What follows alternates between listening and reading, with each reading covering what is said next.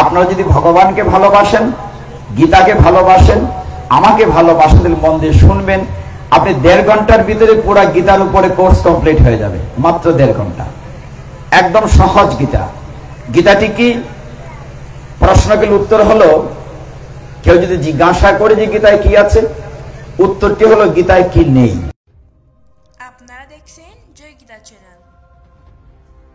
অনঞ্জন শলাকয়া চক্ষুরুন্মীলিতং येन তস্मै শ্রী গুরুবে নমঃ। হে কৃষ্ণ করুণা সিন্ধু দীনবন্ধু জগৎপতে গোপেশ গোপিকা কান্ত রাধা কান্ত নমস্তুতে। তপ্ত কাঞ্চন গৌরাঙ্গী রাধে বৃন্দাবনেশ্বরী বৃষভানুসুতে দেবী প্রণমামি হরি প্রেম। নম মহাবদান্নায় কৃষ্ণ প্রেম প্রদায়তে কৃষ্ণায় কৃষ্ণ চৈতন্য নাম্নে গৌরতীশে নমঃ।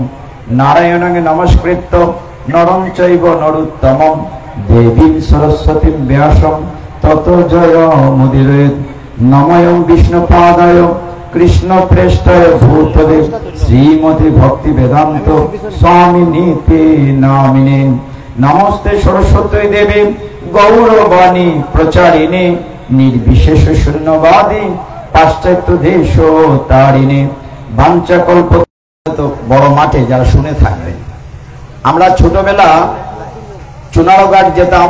ওইখানে মুরব্বীরা অনেকে হয়তো আছেন, চুনারঘাট গিয়েছেন। চুনারঘাট একটা কুশাইর পাওয়া যেত, আখ। এটার নাম হচ্ছে লোয়ার ট্যাঙ্ক কুশাইর। এটি খুব শক্ত, দাঁত দিয়ে ছিলে গেলে জামি ছিলে যেত। ভিতরে রস কিন্তু খুব মিষ্টি। গীতা গ্রন্থের কাবারটা খুব শক্ত, মলাটটা শক্ত, কিন্তু ভিতরে রস আছে। যদিও গীতা একটি দর্শন শাস্ত্র, ফিলোসফি গ্রন্থ, উপদেশ গ্রন্থ, এটি খুব কঠিন। অনেকেই মনে করেন নিরস গ্রন্থ, কিন্তু তার থেকে রস বের করতে পারলে রস হবে। রস তো আর এক পক্ষে হবে না, বক্তা এবং শ্রোতা উভয়ের দিকে থাকতে হবে। আপনারা যদি ভগবানকে ভালোবাসেন, গীতাকে ভালোবাসেন, আমাকে ভালোবাসেন, তাহলে মন দিয়ে শুনবেন। আপনি 1.5 ঘন্টার ভিতরে পুরো গীতার উপরে কোর্স কমপ্লিট হয়ে যাবে, মাত্র 1.5 ঘন্টা। একদম সহজ গীতা। গীতাটি কি? প্রশ্নগুলো উত্তর হলো, কেউ যদি জিজ্ঞাসা করে যে গীতায় কি আছে, উত্তরটি হলো গীতায় কি নেই। এখন বলবেন একই কথা প্রতিদিন কেন বলছেন? আর এক কথাই বললেও তো মনে রাখতে পারেন না, টিকে থাকে না। আচ্ছা, মনে করেন যখন অষ্টপ্রহর, 16 প্রহর, 32 প্রহর নামযজ্ঞ হয়, একই কথা কিনা? হরে কৃষ্ণ হরে, একই কথা তো। এই 16 নম্বর বারবার বলছে, তারপরেও তো আমাদের হুঁশ হয় না। তো গীতাটি এরকম। একজন প্রশ্ন করেছিল যে গীতাতে কি আছে, উত্তরটি হলো গীতাতে কি নেই। আমি উদাহরণ দিয়ে বলেছি বহুদিন এই জায়গাতেও। এক সময় আমাদের যে বিজয়লক্ষ্মী স্কুল এন্ড কলেজ আছে, বা বিভিন্ন প্রাইমারি স্কুল, হাই স্কুল আছে, এক সময় তো স্কুল ছিল না, ছিল কি? তখন টুল বলা হতো। টুলেরও আগে মুনি ঋষিদের আশ্রমে পড়াশোনা করতে যেত মানুষ, ঋষির আশ্রমে। তো একবার এক ঋষির আশ্রমে ছেলেরা গিয়েছে ভর্তি হওয়ার জন্য। তো ঋষিবর প্রশ্ন করছেন, মানে ভালো ছাত্র টেস্ট করে ভর্তি করবেন। প্রশ্ন করছেন, বলতো ভগবান কোথায় আছেন, মানে ঈশ্বর কোথায় আছেন, গড কোথায় আছেন? একটি ছেলে বলেছে যে ভগবান বৃন্দাবনে আছেন। আরেকটি ছেলেকে জিজ্ঞাসা করলেন, ভগবান কোথায় আছেন? ছেলেটি বলল নবদ্বীপে আছেন। কেউ বলল মায়াপুরে আছেন। সকলের কথাই সত্য, কিন্তু গুরুজি ঠিক মন মতো হচ্ছিল না কাকে ভালো ছাত্র ভর্তি করবে। সর্বশেষ একটি ছেলে এলো, তাকে জিজ্ঞাসা করলেন যে ভগবান কোথায় আছেন। ছেলেটি গুরুজিকে প্রণাম করে বলল, আপনি জানতে চেয়েছেন ভগবান কোথায় আছেন, আমি আপনার প্রশ্নের উত্তর দেব, ভগবান কোথায় আছেন। তার পূর্বে আপনি কৃপা করে বলুন ভগবান কোথায় নেই, তাহলে উত্তরটা দিতে সহজ হয়। হরি বল। সর্বং কল্পিতং বর্গ, স্রষ্টা সব জায়গায় আছেন, আগে বলুন কোথায় নেই, তাহলে বলে অমুক জায়গায় আছে। ঠিক এরকম যে গীতায় যদি বলেন কি আছে, উত্তরটা হলো কি নেই। সবকিছু গীতায় আছে। এখন গীতাটি সহজ করে বুঝতে গেলে নিয়ম হলো, আপনারা যারা এই মাঠে বসে আছেন এই জায়গাটিতে, নিজেকে অর্জুন মনে করুন যে আমরা কুরুক্ষেত্রের যুদ্ধক্ষেত্রে আছি, তাহলে গীতাটা বুঝতে সহজ হবে। এখন মাতাজিরা বলবেন যে অর্জুন তো ছেলে ছিল, পুরুষ, আমরা কি করে অর্জুন হই? উত্তর হচ্ছে, শাস্ত্র বলে পুরুষ নারী বলে কিচ্ছুটি নেই, আমরা সকলেই প্রকৃতি, আর একমাত্র পুরুষ পুরুষোত্তম অনাদিরাদি গোবিন্দ। আমাদের দেহগত গঠন ভিন্ন হতে পারে, কিন্তু নারী পুরুষ বলে কিচ্ছুটি নেই, আমরা সকলেই প্রকৃতি, আর একমাত্র পুরুষ পুরুষোত্তম অনাদিরাদি গোবিন্দ। তো আমরা সকলে এই মুহূর্তে কুরুক্ষেত্রে যুদ্ধক্ষেত্রে আছে। আসলে তো যুদ্ধক্ষেত্রে আছে, সংসার থেকে যুদ্ধক্ষেত্র না। যেমন কালকে কি বাজার আইতো, ছেলের ভালো পরীক্ষার জন্য চিন্তা, তারপরে যারা ইন্টারমিডিয়েট পাস হয়েছে ভালো ভর্তির জন্য যুদ্ধ, ভর্তির পরে চাকরির জন্য যুদ্ধ, চাকরির পরে মেয়ে বড় হয়েছে বিয়ে দেওয়ার জন্য যুদ্ধ, কোথায় নেই যুদ্ধ। কাজেই আপনাদেরকে এই যুদ্ধক্ষেত্রেই আমরা আছি। তিনি সহায় হবেন? অনাদিরাদি গোবিন্দ এই যুদ্ধক্ষেত্র থেকে উঠার জন্য। আজকে আস্তে আস্তে নরকের কথা যে বলছিলাম, এই জায়গাটা একটু টাচ করি। দেখেন, অনেক সময় পুরীর ঠাকুর একই বছর গরু 2-3 বার বিক্রি করেন কিনা? হরে কৃষ্ণ, হরি বল, হরে কৃষ্ণ, হরি বল। আপনি লাইটটা জ্বালান না, তাহলে তো হয়। তো আমরা যে কথা বলছিলাম যে লাইভ প্রোগ্রামে থেমে থাকা যায় না, কথা বলে যেতে হবে। তো বিদ্যুৎ বিভ্রাট থাকবেই, আপনার নীরব থাকলে কথা শোনা যাবে পেছন পর্যন্ত। আমার ভয়েস একবারে কম না, যেহেতু প্রতিদিনই আমরা কথা বলি 3-4-5 ঘন্টা বলে। তো বলা হচ্ছে এই বিষয়টি যে আপনি যে বৈতরণী পার হয়ে সংযমিনী পুরী যাবেন, এই জায়গাটিতে শাস্ত্র বলছে এই জায়গাটিতে যখন যাবেন, যাওয়ার পথেই খুব কঠিন একটা নদী পার হয়ে যাবেন।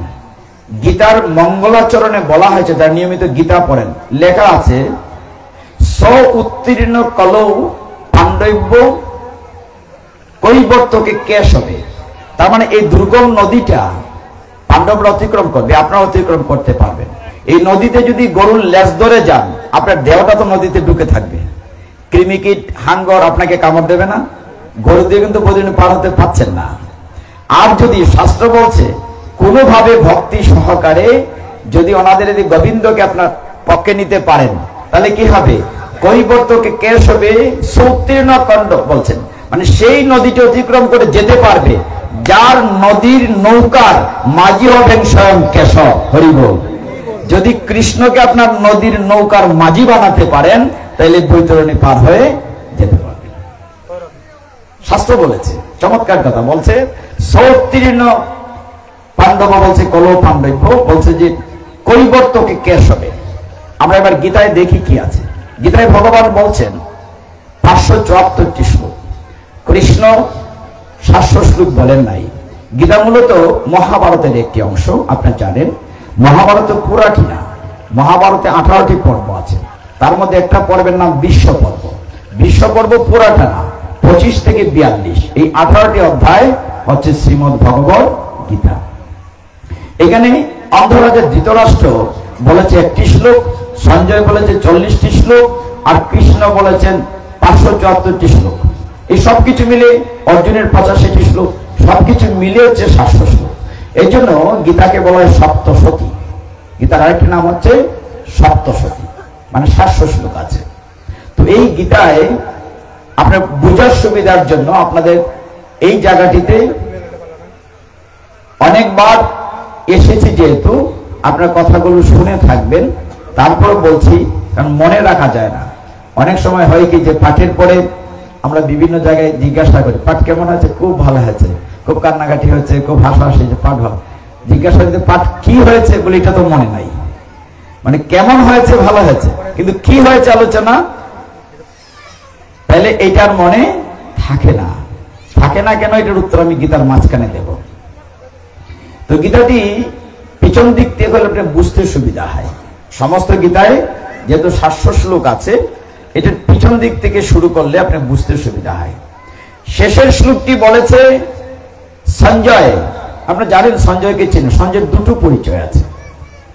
সঞ্জয়ের বাবার নাম হচ্ছে গাবলগণ, ওরা রথ চালাত, রথি মানে ড্রাইভার। অন্ধরাজা ধৃতরাষ্ট্রের রথি হচ্ছে সঞ্জয়, যদিও মন্ত্রীর সমমর্যাদা বা সচিবের মর্যাদা পেয়েছিল সঞ্জয়। সঞ্জয় কিন্তু খুব জ্ঞানী। আপনারা জানেন যে কৃষ্ণ দ্বৈপায়ন বেদব্যাস নাম শুনেছেন, আমরা এটাকে বলি না ব্যাস আসনে বসা, ব্যাসদেব। উনার মূল নাম হচ্ছে শ্রীকৃষ্ণ। আমাদের সনাতন ধর্মের সমস্ত শাস্ত্র লিখেছেন বেদব্যাস। উনার মূল নাম হচ্ছে শ্রীকৃষ্ণ। উনি একটি দ্বীপে জন্মেছেন বলে তার নাম দ্বৈপায়ন, আর তিনি আমাদের বেদকে 4টা ভাগ করেছেন বলে নাম হচ্ছে বেদব্যাস। এই জন্য পুরা নামটা হচ্ছে শ্রীকৃষ্ণ দ্বৈপায়ন বেদব্যাস, আমরা সংক্ষেপে বলি ব্যাসদেব। তো ব্যাসদেব এসেছেন অন্ধরাজা ধৃতরাষ্ট্রের বাড়িতে, এসে বললেন, হে রাজা, তুমি কি যুদ্ধ দেখতে চাও? আর যুদ্ধ তখন শুরু হবে। তখন রাজা বললেন, অন্ধরাজা ধৃতরাষ্ট্র বললেন, যুদ্ধ দেখতে চাই, আবার বলেন যুদ্ধ দেখতে চাই না, মানে দুটা নাই। কেন? অন্ধরাজা ধৃতরাষ্ট্র মূলত দুর্যোধন দুঃশাসন পুত্র স্নেহে অন্ধ। তিনি চেয়েছেন যেন তার ছেলেরাই শুধু জিতে, কিন্তু আমার ভয় ছিল, পাণ্ডব পক্ষে ছিলেন কৃষ্ণ, যদি আমার ছেলেরা হেরে যায় তাহলে বাবা হয়ে কি করে সহ্য করব, এই জন্য সরাসরি দেখতে চান নাই। তখন অন্ধরাজা বললেন, আমি যুদ্ধ দেখতে চাই না, আবার দেখতেও চাই। আমার যে মন্ত্রী আছে বা সচিব সঞ্জয়ের দিব্য দৃষ্টি দেন, সঞ্জয় দেখবে আর আমাকে বলবে। এইভাবে গীতাটা শুরু হয়েছে। তখন সঞ্জয় বলছে, ঠিক আছে, আমি তাই করব। যুদ্ধ শুরু হবে। তখন অন্ধরাজা ধৃতরাষ্ট্র বলছে, হে সঞ্জয়, এটা অগ্রিম জানতে চায়। সঞ্জয় বলো তো, যুদ্ধে কারা বলছে তার মন্ত্রী বা সচিব সঞ্জয়কে? আচ্ছা বলো তো, সঞ্জয় যুদ্ধে কে জিতবে? এখন সঞ্জয় যদি সরাসরি বলে যে তোমরা হেরে যাবে, ওরা জিতবে, চাকরি তো থাকতো না, কারণ তার আন্ডারে চাকরি করে, ধৃতরাষ্ট্রের আন্ডারে। এখন যদি হয় তোমরা ফেল, এরা জিতবো, এ তো চাকরি থাকে না। তখন সঞ্জয় কি করলো? সে তো জ্ঞানী, কৃষ্ণদেবেন বেদব্যাসের শিষ্য। সে কি করলো? একটা বুদ্ধি করে একটা শ্লোক কইল। এই শ্লোকটাই হচ্ছে গীতার 700 নম্বর শ্লোক, লাস্টের একদম উল্টা দিকে। এই শ্লোকটাই মূলত গীতার সিদ্ধান্ত। সঞ্জয় কি বলেছে আপনাদের মনে করে দেখেন। এই কথাগুলো আমি ওই মাঠে আলোচনা করেছি, একবার মিলিয়ে নেন। ভিতরে ঢুকে আমি অন্যদিকে যাব, কিন্তু শুরুটা এইভাবে করতে চাই। সঞ্জয় একটি শ্লোক বলেছে, গীতার শ্লোক। সঞ্জয় বলেছে, ইয়াত্র যোগেশ্বর কৃষ্ণ ইয়াত্র পার্থ ধনুর্ধর তত্র শ্রী বিজয় ভূতির দ্রবা নীতির মতির মম। বাংলা বলি।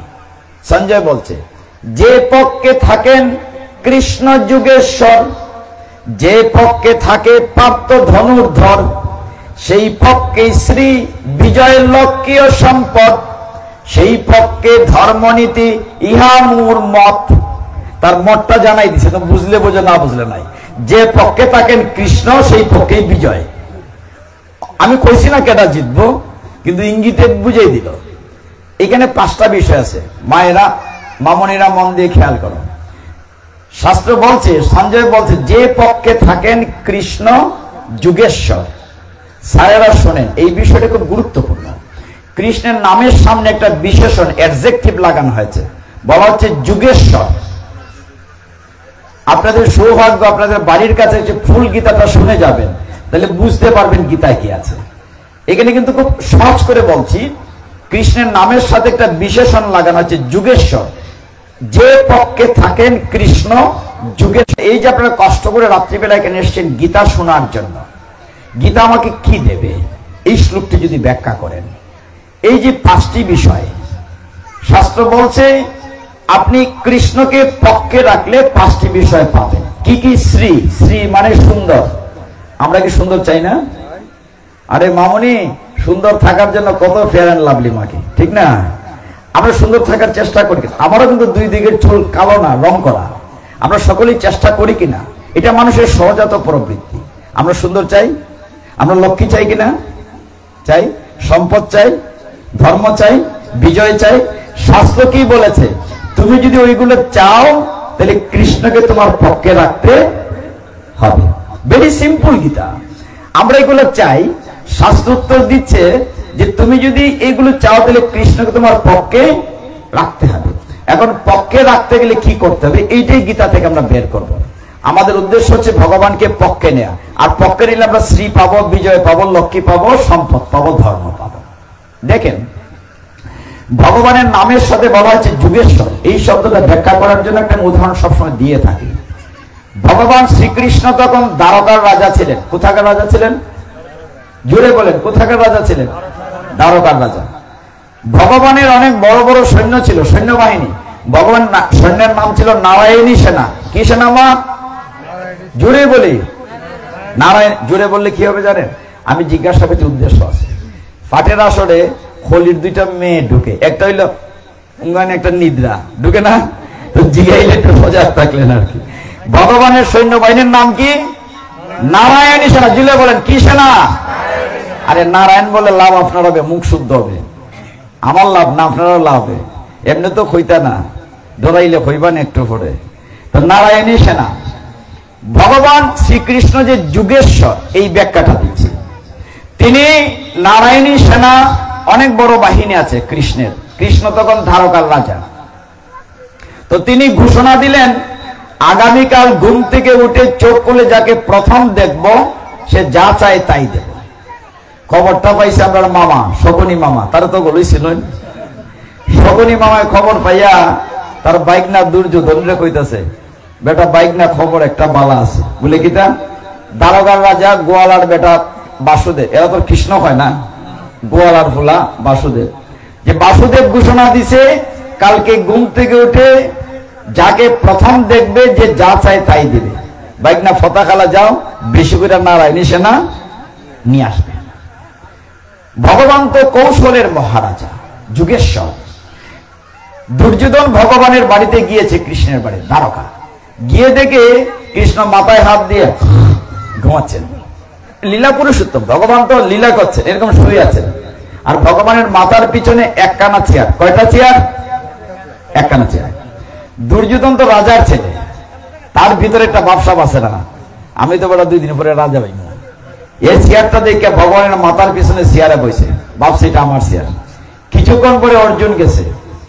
অর্জুনকে দেখে, তুমি তো লেট আইয়া, কোনো লাভ হইছে না, চেয়ার একটা আসি না, আমি দখল করে লাইছি, এ বইয়া দিছে।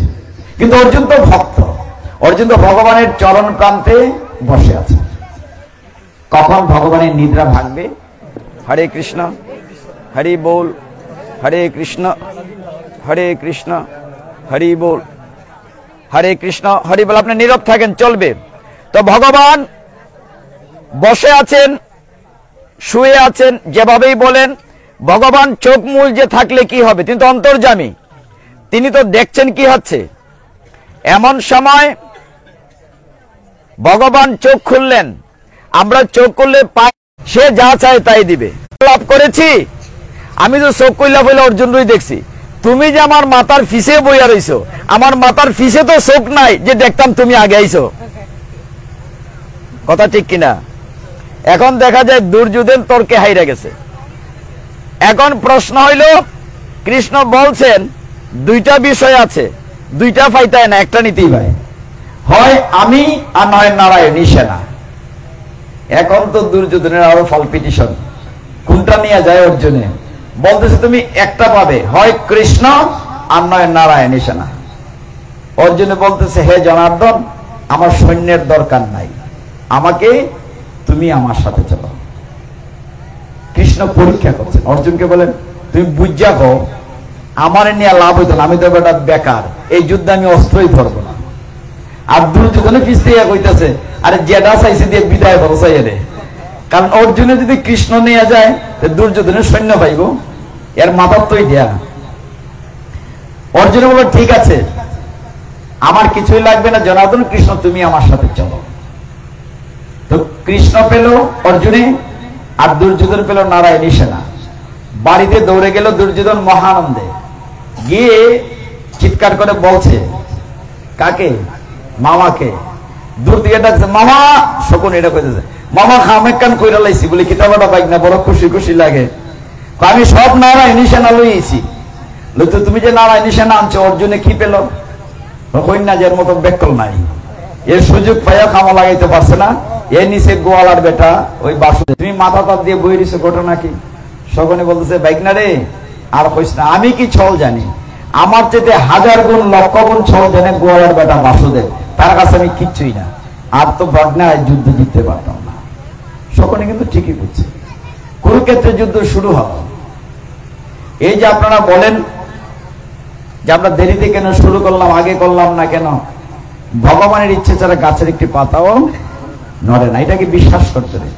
যখন যা হওয়ার তখনই হবে। আপনি ইচ্ছে করলে আগেও মরতে পারবেন না, পরেও বাঁচতে পারবেন না, আগে জন্মাতে পারবেন না, পরেও জন্ম, যখন যা হওয়ার তখনই হবে। ভগবানের ইচ্ছে ছাড়া গাছের একটি পাতাও নড়ে না, এটা মনে রাখতে, বিশ্বাস করতে হবে। তাহলে আপনাদের এলাকার একটা কথা বলি, এক জায়গার একটা কথা। একটি ছেলে তার মাকে, আজকাল আছে না অনেক ছেলে মেয়ে পড়াশোনা করে নাস্তিক হয়ে যায়, বলে ভগবান বলে কিছু আছে নাকি, আছে না? লেখাপড়া করতে করতে এমন জ্ঞানী হয়, বিশ্বাসই করে না ভগবান আছে। তার মা আবার খুব ভক্ত। মা বলছে যে ভগবানের ইচ্ছে সব হয়। ছেলে বলছে আমি বিশ্বাস করি না, আমি রোজগার করি আমি খাই, ভগবান আবার কেনা, মানে আমি রোজগার করি আমি খাই, আমি পড়াশোনা করেছি, আমি চাকরি করি আমি খাই, ভগবানের ইচ্ছে ছাড়া হয় না। কিন্তু মা বলছে ভগবান খাওয়ান তাই তুমি খাও, ভগবান চালান তাই তুমি চলো। এই যে আমরা আসরে বসেছি, কেউ কি বলতে পারবো উঠতে পারবো এখান থেকে? কোনো সিউরিটি আছে? নাই। অথচ কত আড়াই বড়াই করি। এই নেমে কতদিন বলেছি আমরা এত অহংকারী, ভগবান অহংকারীকে পছন্দ করেন না। যেমন আমরা নিজের ইচ্ছায় কিছুই করতে পারি না, করে দেন অন্যজন। যেমন আমি কি নিজে নিজে জন্ম নিতে পেরেছি? জন্ম দিয়েছেন অন্যজন, আমার মা বাবা, ভগবানের কৃপায়। আমি কি নিজে নিজে শিক্ষিত হয়েছি? আমাকে শিক্ষা দিয়েছেন যে স্যারেরা। আমি কি নিজে নিজে অর্থ উপার্জন করেছি? চাকরি দিয়েছেন অন্যজন, যা করেছেন অন্যজন। যেদিন আমি মারা যাব, দেহ রাখবো, সেই দিন আমি নিজে হেঁটে শ্মশানে যেতে পারবো না, কাঁধে করে নিয়ে যাবে অন্যজন। আমার কি অহংকার করা আছে? একটু ভাবুন না কথাটা। আমি যে তো আড়াই বড়াই করি, আমার কি অহংকার করা আছে? জন্ম দিয়েছে অন্যজন, লেখাপড়া শিখেছে অন্যজন, চাকরি দিয়েছে অন্যজন। যেদিন আমি মারা যাব, সেই দিন আমি হেঁটে নিজে শ্মশানে যেতে পারবো না, কাঁধে করে নিয়ে যাবে অন্যজন। আমার কি ক্ষমতা আছে? একটু ভেবে দেখেন না বিষয়টা। শাস্ত্র তাই বলছে। ওই ছেলেটির মা বলছে যে ভগবানের ইচ্ছে ছাড়া হয় না, ভগবানের খাওয়ান তাই তুমি খাও। ছেলেটি বলছে না, আজকে তোমার ভগবানের সাথে চ্যালেঞ্জ, আজকে আমি খাবো না, দেখি তোমার ভগবান তোমারে কেমনে খাওয়ায়। বাস্তব ঘটনা। ছেলেটি বলছে আমি আজকে খাবো না, দেখি তোমার ভগবান আমারে কেমনে খাওয়ায়। মার মন তো ওটা খাইলা সাইটটা, আজকে খাইতাম না, দেখি তোমার ভগবান আমারে কেমনে খাওয়ায়। সারাদিন গেছে গা, সন্ধ্যে গেছে গা, খাইলে রে ফুট সাইটটা, ওই না খাইতাম না, দেখি আজকে তোমার ভগবান আমার কেমনে খাওয়ায়। আমি খাইতাম না। তোমরা ভগবানের ইচ্ছায় আমি মানি না। ঘরে থাকলে মা বিরক্ত করবে, বারবার খাইতে বলবে। ছেলেটি কি করলো, ঘর থেকে বেরিয়ে গেল, একদম জঙ্গলে গভীর বনে চলে গেল। গিয়ে আবার চিন্তা করলো যদি রাত্রেবেলা বাঘ ভাল্লুকে ধরে, এটা গাছের উপর উঠছে, উইটটা গামছাটা বান্ধা গাছের উপরে বইয়ে দিয়েছে যে দেখি ভগবানে কেমনে খাওয়ায়, আজকে খাইতাম না, আমার আজকে বিশ্বাস প্রমাণ করতে ভগবানে কেমনে খাওয়ায়। তো গাছের উপরে বসে রয়েছে। ওই এলাকা একসময় ডাকাতি হইত, ডাকাতের দল আসছে। তার পূর্বের ঘটনাটা এরকম যে ওই জায়গাটিতে একটা পিকনিক পার্টি, জঙ্গলে পাহাড়ের ভিতরে বনভোজন পিকনিক করতে গিয়েছিল। তখন তারা রান্না বাড়া করেছে, কিন্তু সন্ধ্যা হয়, দেরি হয়ে গেছে। এমন সময় জঙ্গল থেকে বাঘ বেশ হালম করে ডাক দিয়েছে। বাঘের চিৎকার শুনে পিকনিকের পার্টি যারা ছিল সমস্ত খাওয়া দাওয়া ফেলে চলে গিয়েছিল। গভীর রাত্রে ছেলেটি গাছে বসে আছে। তার উদ্দেশ্য কি, দেখি তোমার ভগবান কেমনে খাওয়ায়, আমি খাইতাম না আজকে। এমন সময় একদল ডাকাত এসছে। ডাকাত টর্চ লাইট দিয়ে দেখে না, এরকম দেখতে দেখতে গাছের নিচে দেখে অনেক খাবার পড়ে আছে, সুঘ্রাণ বেরোচ্ছে। পোলাও টোলাও রান্না করছিল, খাইতে পারে নাই, প্লেট খাবার, ডেক্সি ভর্তি খাবার। তো ডাকাতের দলে যারা লোকজন ছিল তারা বলছে, উস্তাদ সর্দার এখানে তো অনেক খাবার আছে, চলো খাই। খাইতে হাত দিছে যেই, ডাকাতের সর্দার সাবধান, খাইও না। বলে কেন? বনের ভিতরে খাবার রাখছে, নিশ্চয়ই রাজার লোক আমাদেরকে বিষ মিশিয়ে খাবার দিছে যাতে মারা যায়।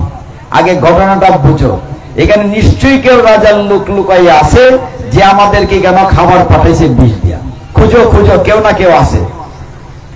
এমন সময় সবাই টর্চ দিয়ে খুঁজতে খুঁজতে গাছের উপরে একটা বসে আছে, ওই তো লোক পাওয়া গেছে, এই নাম বেটা। তারে ধমকায় গাছ থেকে নামাইছে যে তুই নিশ্চয়ই এখানে বিষ মিশিয়ে খাবার রাখছিস। সর্দার বলছে আগে তুই খা, খাইয়া দেখ এটাতে বিষ আছে কিনা। কোন আমি খাবো না খাবো না, সে মনে মনে তো প্রতিজ্ঞা করছে আজকে খাবো না, দেখি ভগবান কি করে খাওয়ায়। বলছে আমি খাবো না। তখন ডাকাত বলছে তাহলে সত্যি এটাতে বিষ আছে, তুই যেহেতু খাইতে না করেছিস তার মানে এটাতে বিষ মিশানো আছে। বলছেন আমি খাবো না, ঘাট টাপ ধরছে, দইরা কুপসে পিঠা খা।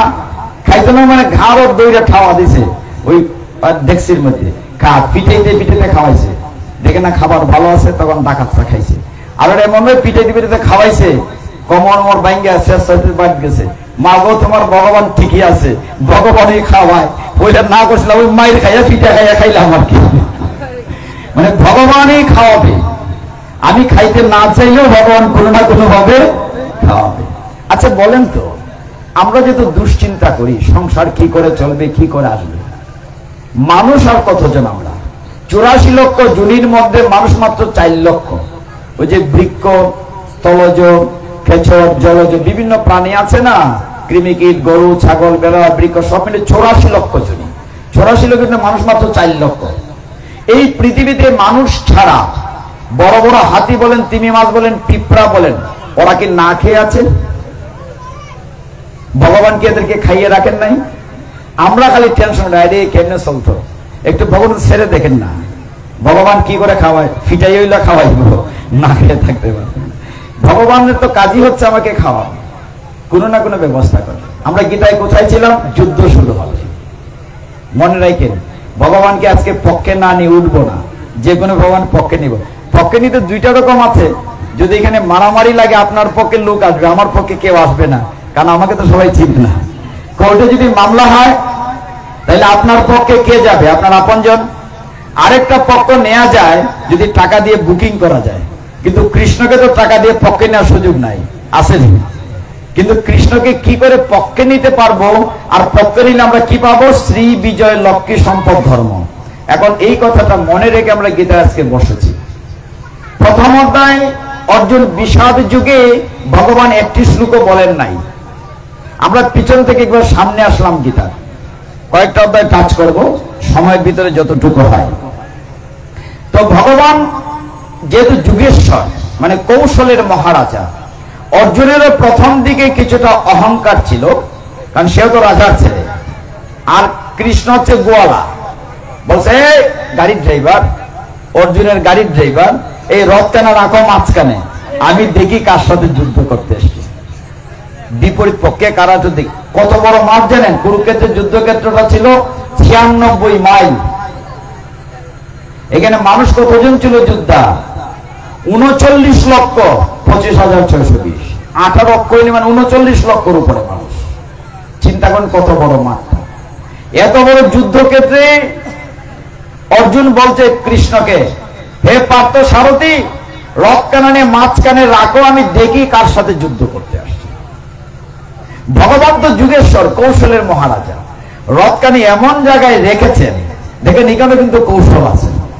মনে করেন এই মাঠে এখানে খালি জায়গা আছে, ওইদিকে চেয়ার আছে, যে কোনো জায়গায় বসা যায়। ভগবান রথটা এমন জায়গায় নিয়ে রাখছেন, অর্জুনের চোখ খুললেই দেখে তার দাদা মশাই বিশ্বদেব, যে লোকটা কুলে ফিটে করে মানুষ করছে, ছায়া দেখে সর্বনাশ, তার কুলগুরু কৃপাচার্য, তার উস্তাদ টিচার, অস্ত্র টিচার দ্রোণাচার্য, দেখে তার শ্বশুর, দেখে তার শালা সম্মতি, সর্বনাশ, এদেরকে মারতে হবে। শরীর কাঁপতে শুরু করছে অর্জুনের, জিহ্বা শুকায় গেছে, স্বাভাবিক। রথের উপর বসে পড়ছে, আর জনার্দন কৃষ্ণকে বলছে, জনার্দন ফিরে চলে, আমি যুদ্ধ করব না, আমি আত্মীয় স্বজন হত্যা করে রাজ্য সুখ চাই না, প্রয়োজনে ভিক্ষাবৃত্তি নির্বাহ করে জীবিকা অর্জন করব, ফিরে চলো। দেখেন গীতাটা কেমনে শুরু হয়। অর্জুনে বলে যুদ্ধ করব না, কৃষ্ণ বলেন যুদ্ধ করো। এখন ক্ষত্রিয় অর্জুনকে তার কর্তব্যে আনার জন্য, তার উচিত কোনটা করা, এটার জন্য তাকে গীতা বলা, জ্ঞান দেওয়া হয়েছে। আর কিচ্ছু না। আর সঞ্জয় বেদব্যাসের কৃপায় দিব্য দৃষ্টি পেয়েছে, হস্তিনাপুরে বসে বহুদূরের মাঠের যুদ্ধ দেখেছে, আর রাজা অন্ধ রাজাকে বলেছে, টেলিকাস্ট, এইটি গীতা। তখন ভগবান এমন জায়গায় রাখলেন কেন, এখন খেয়াল করেন খুব মন দিয়ে। এই যে সামনে আত্মীয় স্বজন দেখেছে, অর্জুন বলছে আমি ওদেরকে মারতে পারবো না। বলে কেন? বলে আমি যুদ্ধ করবো না। বলে যুদ্ধ কেন করবে না? বলছে যুদ্ধ করলে পুরুষরা সব মরে যাবে, কারণ মাঠে তো মহিলা নাই। পুরুষরা সব মরে গেলে মহিলারা বিধবা হবে, মহিলারা বিধবা হলে বেবিচারিণী হবে, বেবিচারিণী হলে শঙ্কর সন্তান জন্ম নেবে, শঙ্কর সন্তান জন্ম হলে তার দ্বারা পিণ্ডদান হয় না, বাস্টার্ড সান, এবং এর ফলে কুলক্ষয় হবে, কুল ক্ষয় হবে। অর্জুনের কথাতে যুক্তি আছে। অর্জুনের জায়গা দিলে আপনি যুদ্ধ করতেন না, আপনি কি আত্মীয় স্বজনরে মারবানি? কিন্তু ভগবান বলেন, অর্জুন কথাগুলো বলছো জ্ঞানীর মতো, কিন্তু কাজটি করছো মূর্খের মতো। তুমি মারার কি, আমি তো সবরে মেরে রেখেছি, তুমি তো উপলক্ষ মাত্র। কিন্তু এই জ্ঞানটাই যায় না আমাদের। আমরা তো মনে করি আমি করছি, কিন্তু আসলে ভগবান সব করা। ভগবান বলেন, অর্জুন তুমি যে দেহটা নিয়ে চিন্তা করছো, এই দেহটা তো নশ্বর, আজ আছে কাল থাকবে না। আত্মাটি হচ্ছে অবিনশ্বর।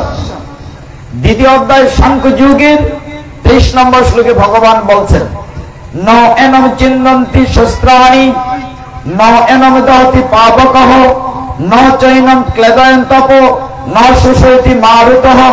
অর্থ কি? ভগবান বলছেন আত্মাকে অস্ত্র দিয়ে কাটা যায় না, জলে ভিজানো যায় না, বাতাসে উড়ানো যায় না, আগুনে পোড়ানো যায় না, আত্মা অবিনশ্বর। তাহলে দেহটি কি? তখন ভগবান বলছেন 22 নম্বর শ্লোকে, যারা নিয়মিত গীতা পড়েন, ভগবান বলছেন, বাসাংসি জীর্ণানি যথা বিহায় নবানি গৃহ্ণাতি নরূপরাণি তথা শরীরানি বিহায় জীর্ণান্য অন্যানি সংগাতি নবানি দেহি। অর্থ হচ্ছে যে বাসাংসি জীর্ণানি, বাসাংসি মানে বস্ত্র, আপনার আবার কাপড়, কাপড় যখন পুরান হয় আমরা ফেলে দিয়ে নতুন কাপড় পরি, ঠিক ভিতরে যে আত্মাটি আছে দেহি, যখন এই দেহটা পছন্দ হয় না, দেহটি ছেড়ে দিয়ে নতুন দেহ ধারণ করে। অর্জনে বুঝতে চায় না, যেমন আমরাও বুঝতে চাই না। আমরা তো মনে করি আমি বলতে দেহটা। ভগবান বলেন তুমি যে দেহ নিয়ে চিন্তা করছো অর্জুন, আমার কথা শুনো। এই দেহটি তুমি তীর দিয়ে মারবে, বল্লম দিয়ে মারবে, চিন্তা করছো দাদাকে কেমনে মারবে, শ্বশুরকে কেমনে মারবে। আরে অর্জুন তুমি যদি নাও মারো, দেহটা এমনি মরে যাবে। ঠিক এই জ্ঞানটা গীতা থেকে নেবেন। ভগবান বলছেন, দেহিন অস্মিন কৌমারং যৌবনং জড়জতা। এই দেহটিতে মনে করো আমার শিশুকাল নাই, আছে কি? আরো সহজ করে বলি, এই যে বৃদ্ধ পিতাজি আছেন বা বৃদ্ধ মাতাজি আছেন, এই বৃদ্ধ পিতাজি যদি কোটি কোটি টাকা খরচ করেন, আবার কি বালক হতে পারবেন? পারবেন? পারবেন না। কিন্তু আমি তো মনে করি, আপনি মনে আমি তো আগের মতোই আছি, কিন্তু না, আমার শিশুকাল নাই, কিশোরকাল নাই, যৌবনকাল নাই। That is the Gita. Gita এই জ্ঞান দিচ্ছে। ভগবান বলছেন যে তুমি যে দেহটি নিয়ে চিন্তা করছো, দেহটা যদি নাও মারো, দেহটা এমনি মরে যাবে। অর্জুন বলছে না, তবু যুদ্ধ করবো না। কেন? না, আমি আত্মহত্যা করতে পারবো না। এইভাবে যখন গুরু শিষ্যের কথা চলছে, তখন ভগবান আরেকটু জ্ঞান দিয়েছে। অর্জুন রাগ করে কথা বলছে, আমি তোমার কথা শুনতেই চাই না, আমি বরঞ্চ রাজার ছেলে, আমার জন্মের ঠিক আছে, তুমি তো বেটা গোয়ালের বেটা, তোমার জন্মেরই ঠিক নাই। কৃষ্ণ বলেন, অর্জুন আর আমার তো জন্মই হয় না, আমি তো অজ। ভগবানের কি জন্ম হয়? আবির্ভাব হয়, আবির্ভাব। অর্জুন তোমার মনে নাই, আমি ভাদ্র মাসের কৃষ্ণপক্ষের অষ্টমী তিথি রোহিণী নক্ষত্রে ঝড়ঝঞ্ঝার রাত্রিতে যখন কংসের কারাগারে আবির্ভূত হয়েছিলাম, তখন আমার 4 হাত ছিল। আমি শঙ্খচক্র গদাপদ্ম ধারণ করে আবির্ভূত হয়েছিলাম দেবকীর গর্ভ থেকে। তোমার তো মনেই নাই, আর আমার তো জন্মই হয় না।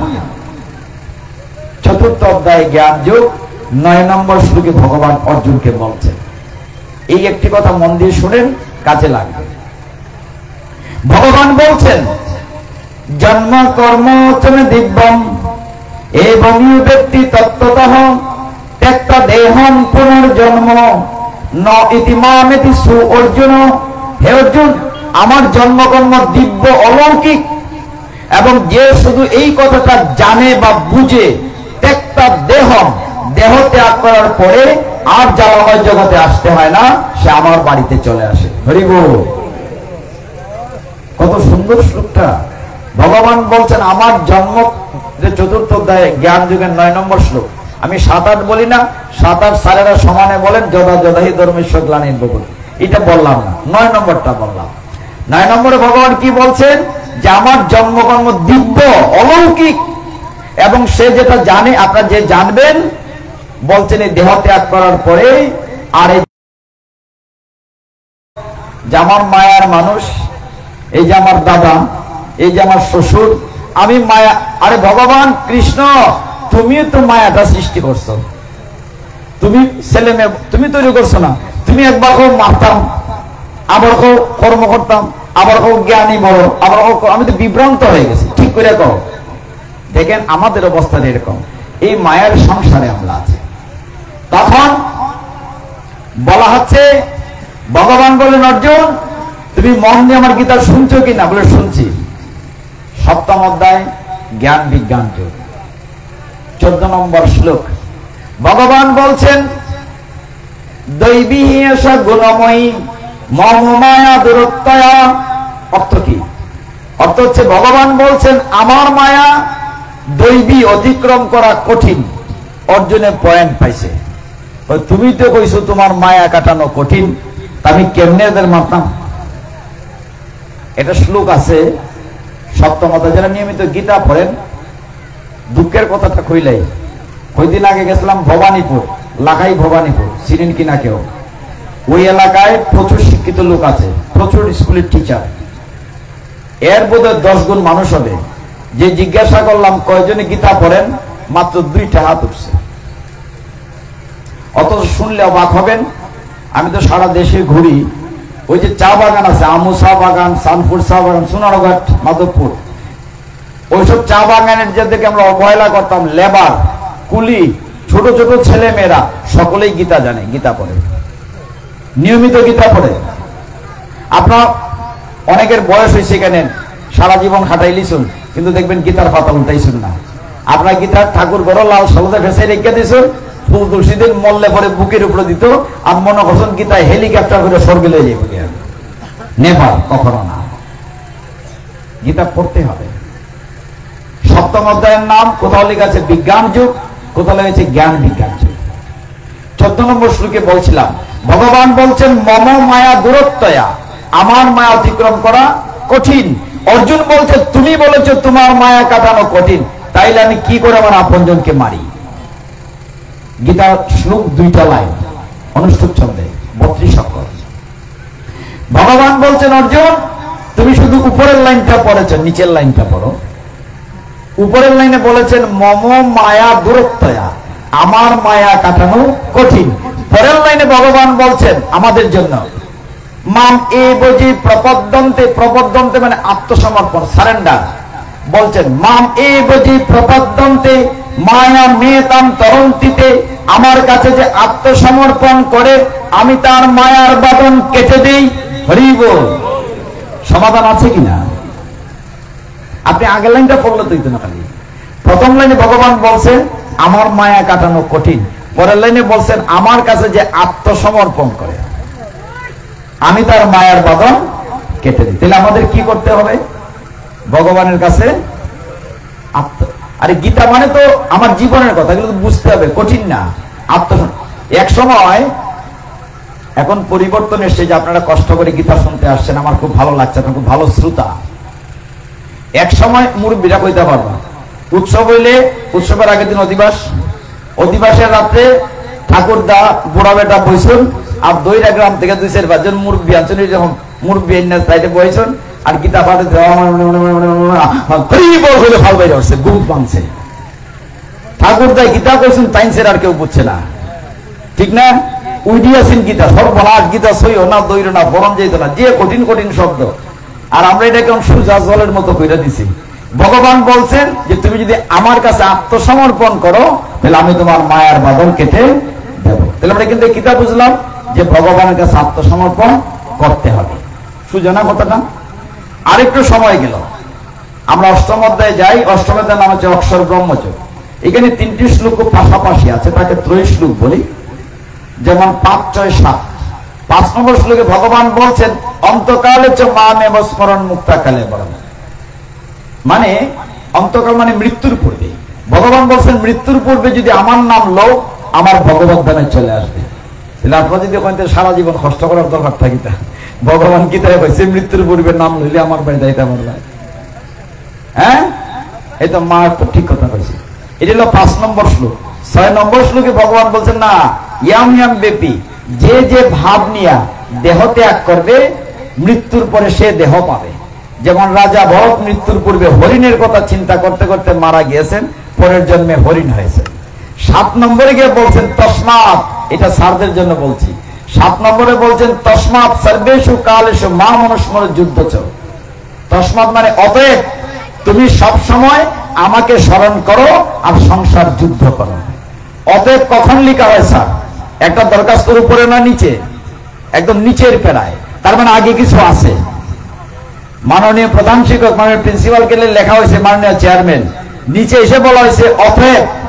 7 নম্বর শ্লোকে বলা হচ্ছে তসমাৎ সর্বেষু কালেষু মাম অনুস্মর যুদ্ধ চ। ভগবান বলছেন অতএব তুমি সব সময় আমাকে স্মরণ করো, খালি মৃত্যুর পূর্বে না। সারা বছর লেখাপড়া করলেন না, পরীক্ষা গেলে মা লিখতে পারবেন নি? পারবেন? পারবেন না। এই জন্য ভগবান অভ্যাস লাগবে। এই জন্য একটা অধ্যায় আছে অভ্যাস যোগ বা ধ্যান যোগ। মনে করেন যে লোকটি বাইরে দাঁড়িয়ে সানাসুর বেছে, ঘুমের মধ্যে হয় গটি গরম গটি গরম, হয় না? আর ঢাকার বাসে যে কন্ট্রাক্টারি করে বালিশও তাবাই হয় ডাকা ডাকা ডাকা, কয় না? কেন কয়? এটা তার অভ্যাস। অভ্যাস করতে করতে তার লজ্জা হয়ে গেছে। এইভাবে যদি অভ্যাস না করেন, আমরা জপতলিতে নাম অভ্যাস কেন করি? যাতে মৃত্যুর পূর্বে আমার নামটা মুখ দিয়া আসে। এই জন্য গীতা ভাগবত যত চর্চা করবেন ততই আপনার ভালো হবে। যত গীতা ভাগবত চর্চা করবেন। কি ছিল বাবা? আমার লাইন খাইতে দিছ না গীতা? আচ্ছা, আমরা আরেকটু আগাই। অষ্টম অধ্যায়ের 9ম অধ্যায়ে যাই, 9ম অধ্যায় আলোচনা করে শেষে চলে যাব। 9ম অধ্যায়ে নাম রাজবিদ্যা রাজগুহ্য যোগ। কারা কারা গীতা পড়েন হাত উঠান দেখি, কয়জন গীতা পড়েন? মা পাওয়া গেল, বাবা পাওয়া গেল, 1, 2, 3, 4, 5, 6, এই প্রভু 2 হাত আছেন, 8 জন, 9 জন, 10 জন। আচ্ছা বলেন, এখানে তো 200 লোক তো হবে, 10 জন কি খুব বেশি হলো না? একটা খুব কষ্টের কথা বলি দেখে। এই যে স্যারেরা আছেন, মুরব্বী আছেন, আমার বাইকনা পাতা প্রফেসরও আছেন। আমরা ছোটবেলা পরীক্ষা তাই তো আমরা মূল ধর্মগ্রন্থের নাম কি সবাই লিখছি বেদ, লিখছি না স্যার? মূল ধর্ম বেদ। বেদ 4 প্রকার, ঋগ্বেদ, সামবেদ, যজুর্বেদ, অথর্ববেদ। কয়জনে বেদ পড়ছি?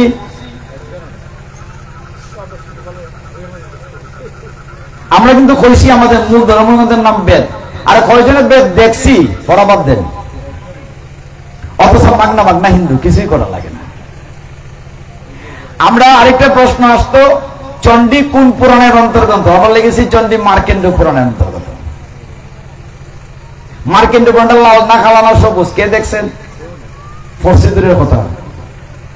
যারা কৃপা করে আমার বাসায় গিয়েছেন, এত একটা রুম আছে খালি লাইব্রেরি, 18 পুরাণ সব গ্রন্থ আছে, পড়তে হবে। দেখেন সঙ্গগুণ এবং পড়ার যে কি তাৎপর্য। এই যে আপনার সাধু সঙ্গ করছেন, শাস্ত্র কি বলছে? সাধু সঙ্গ সর্বশাস্ত্রে কয়, লভ মাত্র সাধু সঙ্গ সর্বসিদ্ধি হয়। শাস্ত্র কি বলেছে? সাধু সঙ্গ সর্বশাস্ত্রে কয়, লভ মানে 11 সেকেন্ড, অল্প সময়। লভ মাত্র সাধু সর্বসিদ্ধি হয়।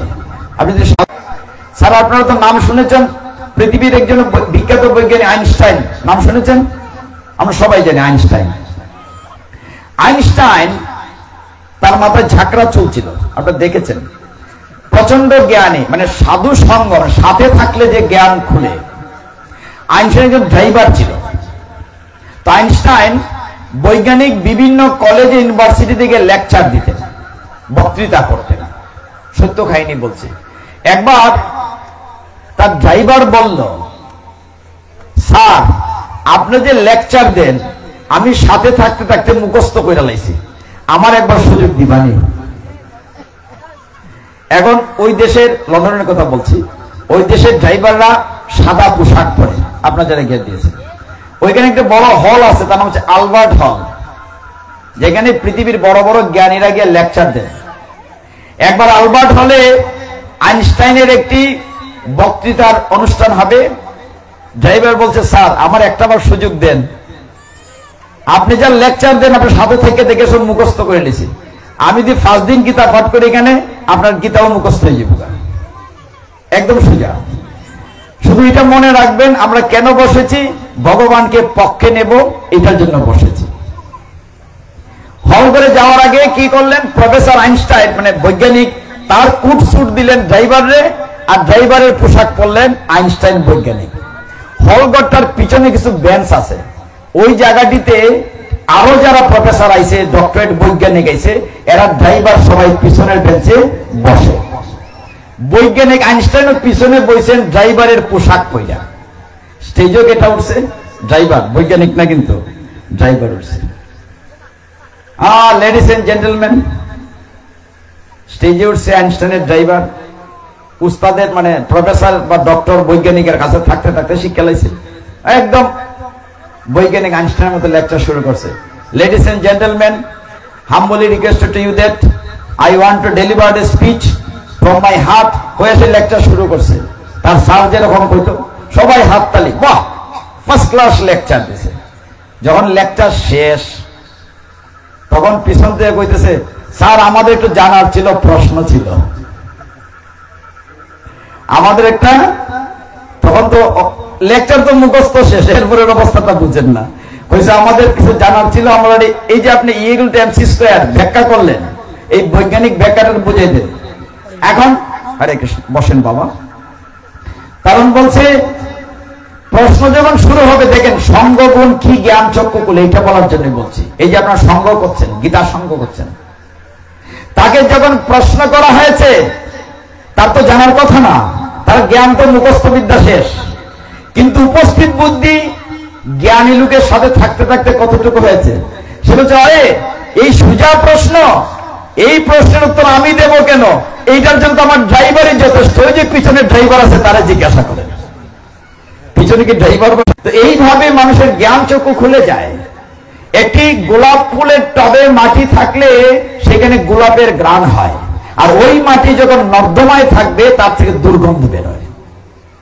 আপনি যখন সাধু সঙ্গ করবেন, ভগবানের সঙ্গ করবেন, গীতার সঙ্গ করবেন, আপনার মনটা সবসময় ওই রকম থাকবে। পৃথিবীতে সুখীতম ব্যক্তি আমি, আমার কোনো দুশ্চিন্তা নাই, মহানন্দে আছে। আপনাদের মতো ভক্তদের চরম ধুলি মাথায় নিয়ে প্রতিদিন বিভিন্ন জায়গায় ভক্ত সঙ্গ পাচ্ছি, মহানন্দে আছে। এর সেটা ভগবানকে বলা হচ্ছে সচ্চিৎ আনন্দের বিগ্রহ। এইবার নবম অধ্যায়ে যাই। নবম অধ্যায়ের নাম কি ছিল, যারা নিয়মিত গীতা পড়েন? রাজবিদ্যা রাজগুহ্য যোগ।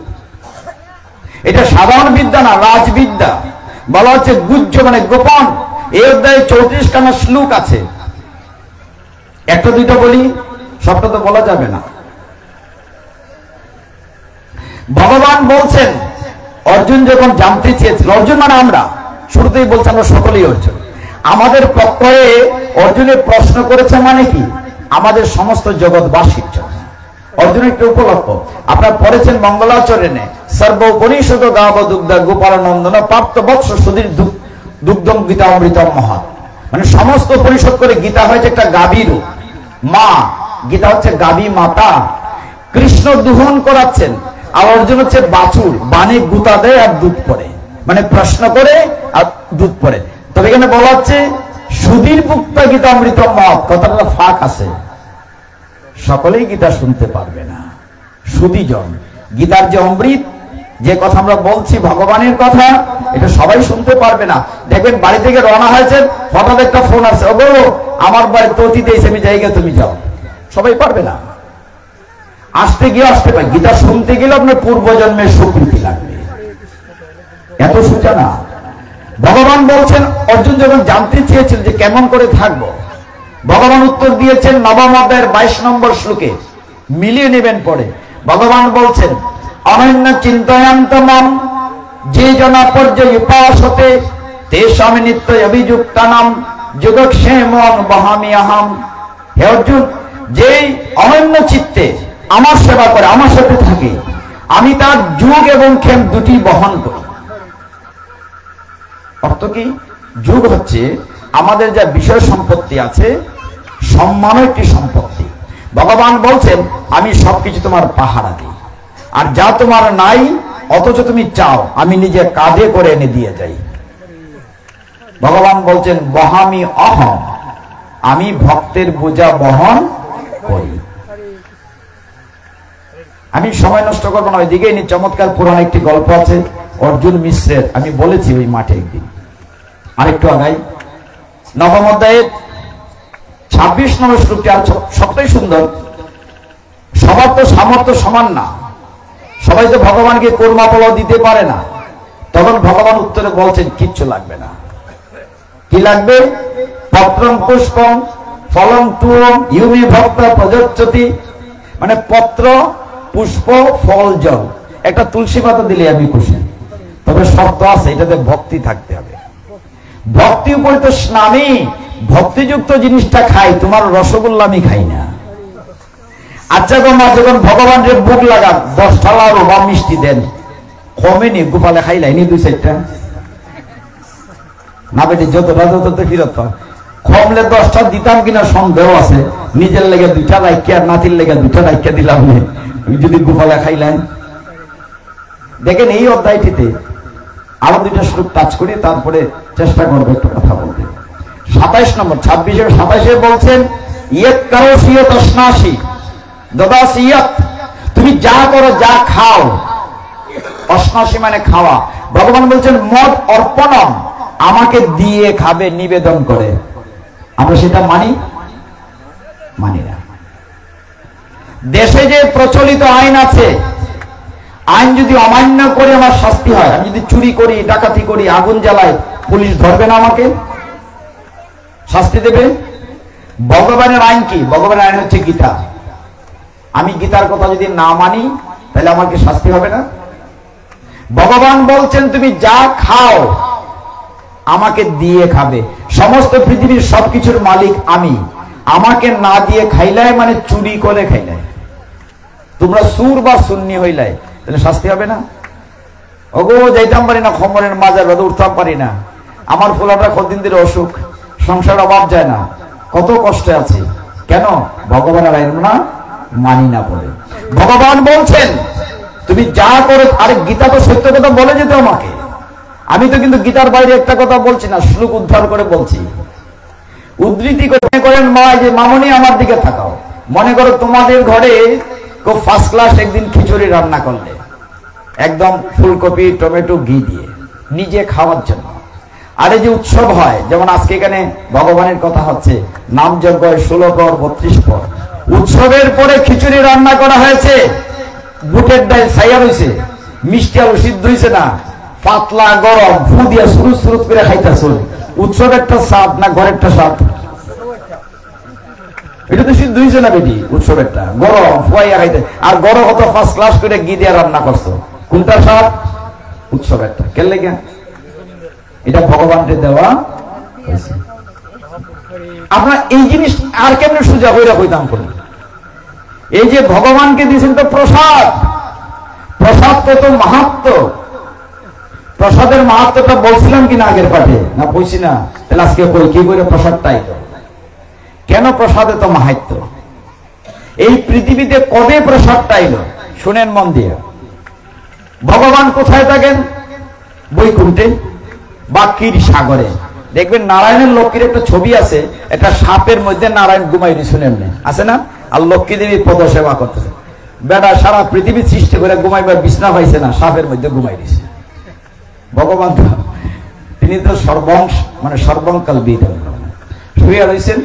সেই বৈকুণ্ঠে একদিন নারদ মুনি গেছে, গিয়া লক্ষ্মী মার খুব সেবা করছে। খুব মন দিয়ে খেয়াল করেন কি করে প্রসাদ এলো, মহাপ্রসাদের ইতিহাস। নারদ মুনি লক্ষ্মীমার অনেক সেবা পূজা করেছে। লক্ষ্মীমা খুব খুশি হয়েছে। খুশি হয়ে নারদ মুনিকে বলছেন, বাবা, হে পুত্র, আমি তোমার সেবায় খুব খুশি হয়েছি, তুমি একটি বর চাও। কাকে বললেন? লক্ষ্মীমা।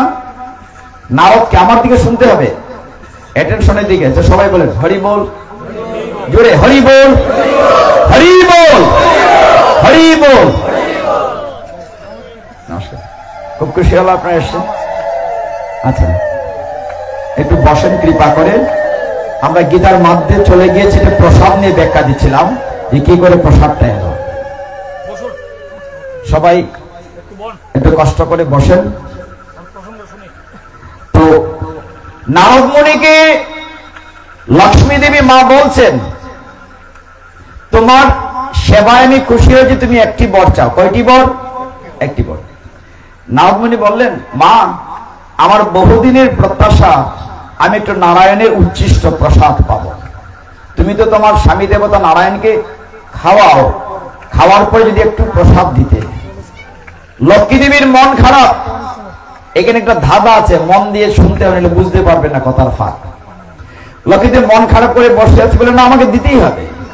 পরের দিন নারায়ণকে যখন খাবার পরিবেশন করছেন, লক্ষ্মী দেবী মন খারাপ করে বসে আছেন। নারায়ণ জিজ্ঞাসা করছেন, হ্যাঁ গো লক্ষ্মী, সব দিন তুমি তোমার স্বামীরে খাওয়াও হাসি হাসি, আজকে মনটা খারাপ কেন? বলছে, মন খারাপ কেন হবে না, আমার এক ভক্ত, তোমারও ভক্ত নারদ, একটু উচ্ছিষ্ট চেয়েছে, কিন্তু দিতে তো পারবো না। নারায়ণ বলেন, কেন দিবে না? বলে, তুমি তো বলেছো আমি যেন কখনো দেখি না আমার উচ্ছিষ্ট কাউকে দিয়েছ। খুব মন দিয়ে খেয়াল করেন এই জায়গাটা। নারায়ণ বলছেন, আমি যেন কখনো দেখি না যে আমার উচ্ছিষ্ট কাউকে দিয়েছ। কথাটা নেগেটিভ সাধারণত মনে হচ্ছে। লক্ষ্মী দেবী বলছেন, তুমি বলেছো কখনো দেখিনি, বলে কি করে দেই নারদকে? নারায়ণ বলেন, আমি তো না করি নাই দিতে। বলে, তুমি তো না করো, না করে কথাটা বুঝোই নাই তুমি মন দিয়ে। আমি বলেছি কখনো যেন দেখি না, কালকে খাওয়ার পরে মুখ ঘুরাই রাখবো, আমি না দেখলেই তুই তো। কথার ফাঁকটা বুঝছেন না? এখন ভগবান নারায়ণ বলছেন, আমি যেন কখনো দেখি না আমার উচ্ছিষ্ট কাউকে দিয়েছে। তাহলে আমি কালকে খাওয়ার পরে মুখ ঘুরিয়ে রাখবো, তখন তুমি বেলায় নিয়ে আমি না দেখলে তুইল। কিন্তু লক্ষ্মী বুঝছে যেন কখনো দেখি না বা যাতে না দেওয়া হয়। খাওয়া শেষ হলো। খাওয়ার পরে নারায়ণের উচ্ছিষ্ট মানে একটু প্রসাদ নারদমণিকে দেয়া হলো। নারদমণি আস্বাদন করলেন, আহা কি অমৃত, ভগবানের ডাইরেক্ট নারায়ণের প্রসাদ। আনন্দে বিনা বাজে নাচতে শুরু করছেন। সাধারণত নারায়ণ নারায়ণ করে নাচেন, এদিনে এমন নাচ শুরু করছেন নারদমণি, নাচতে নাচতে একবারে কৈলাসে গেছেন। কৈলাসে কে থাকে? ভোলানাথ, শিব ঠাকুর। কৈলাসে গিয়ে নাচতেছে।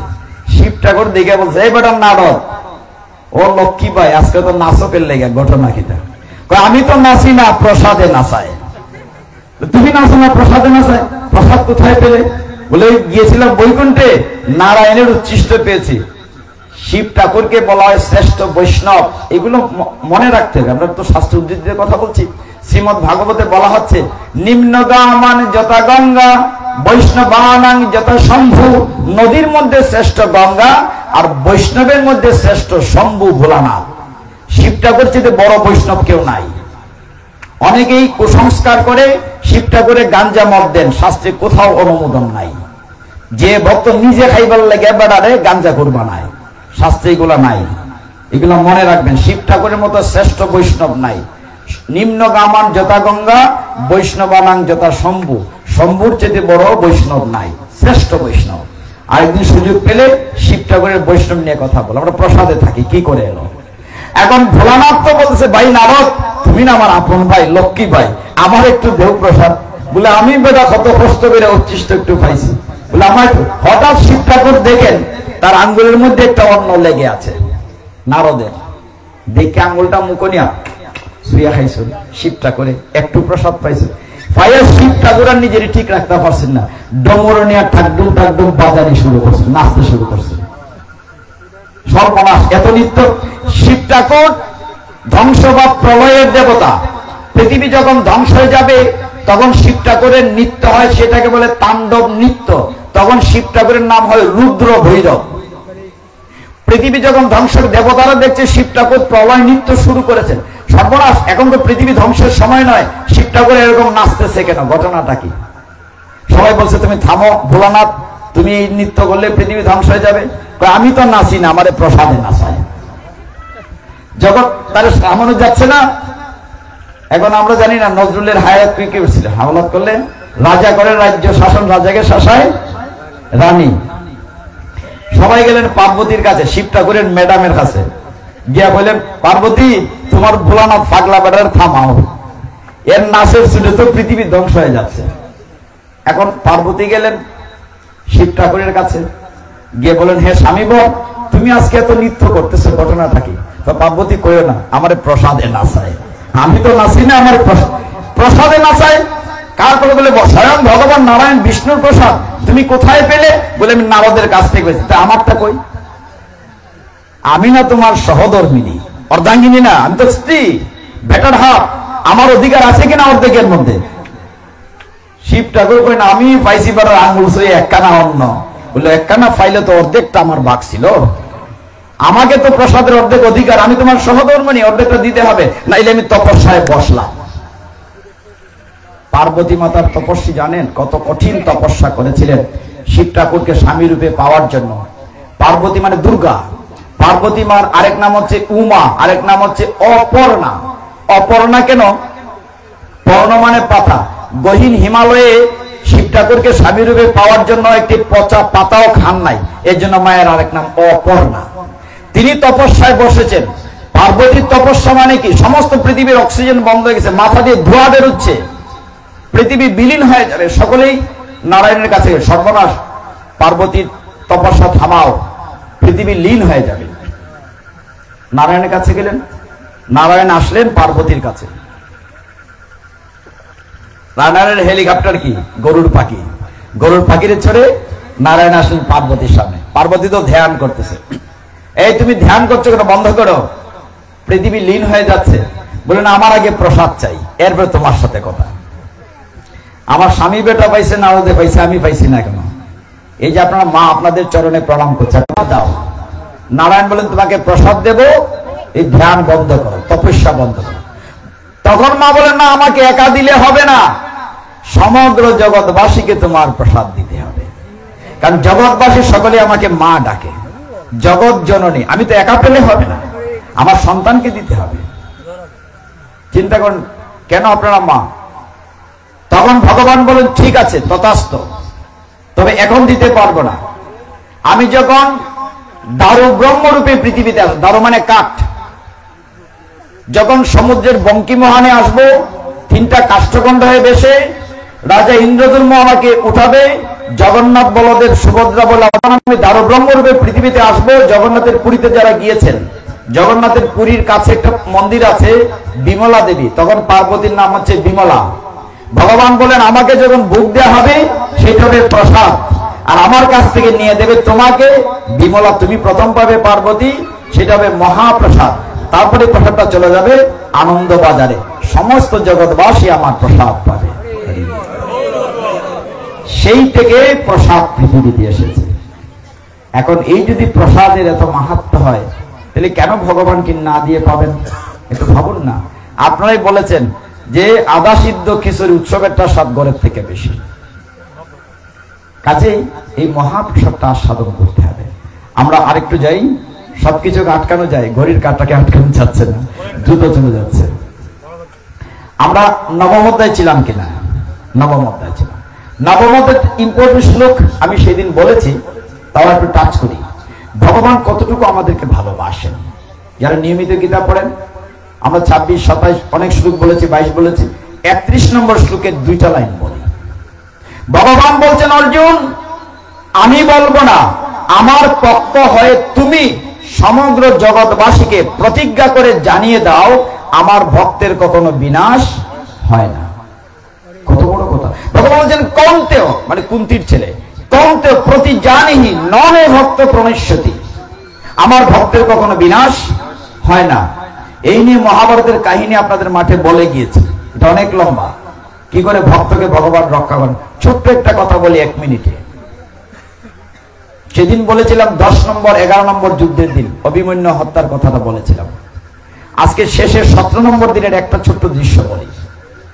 পঞ্চ পাণ্ডব, যুধিষ্ঠির, ভীম, অর্জুন, নকুল, সহদেব, পঞ্চ পাণ্ডব যখন প্রথমবার বনবাস থেকে ফিরে এসে তাদেরকে একটা জায়গা দেওয়া হয়েছিল খান্ডব বন, সেখানে তারা ইন্দ্রপ্রস্থ রাজ্য তৈরি করেছিল। সেখানে বন, সেখানে অনেক ভয়ঙ্কর হিংস্র প্রাণী ছিল। অর্জুন অগ্নিবাণ মেলে সব সাপকে মেরে ফেলেছিল, বেঁচে ছিল শুধু তক্ষক সাপ। কুরুক্ষেত্রের যুদ্ধ হয়েছিল 18 দিন। কতদিন? 18 দিন। 18 দিন যুদ্ধের সময় 17 নম্বর দিনে যখন কর্ণ যুদ্ধ করছে রথের উপর দাঁড়িয়ে, আর ওই পক্ষে অর্জুন যুদ্ধ করছে রথের উপর দাঁড়িয়ে, যুদ্ধ চলছে। দুর্যোধন ভৎসনা করে তিরস্কার করে বলছে, দুর্যোধন বলছে কর্ণকে যে কর্ণ তুমি এতদিন হলো অর্জুনকে মারতে পারো নাই, তুমি কিসের যোদ্ধা?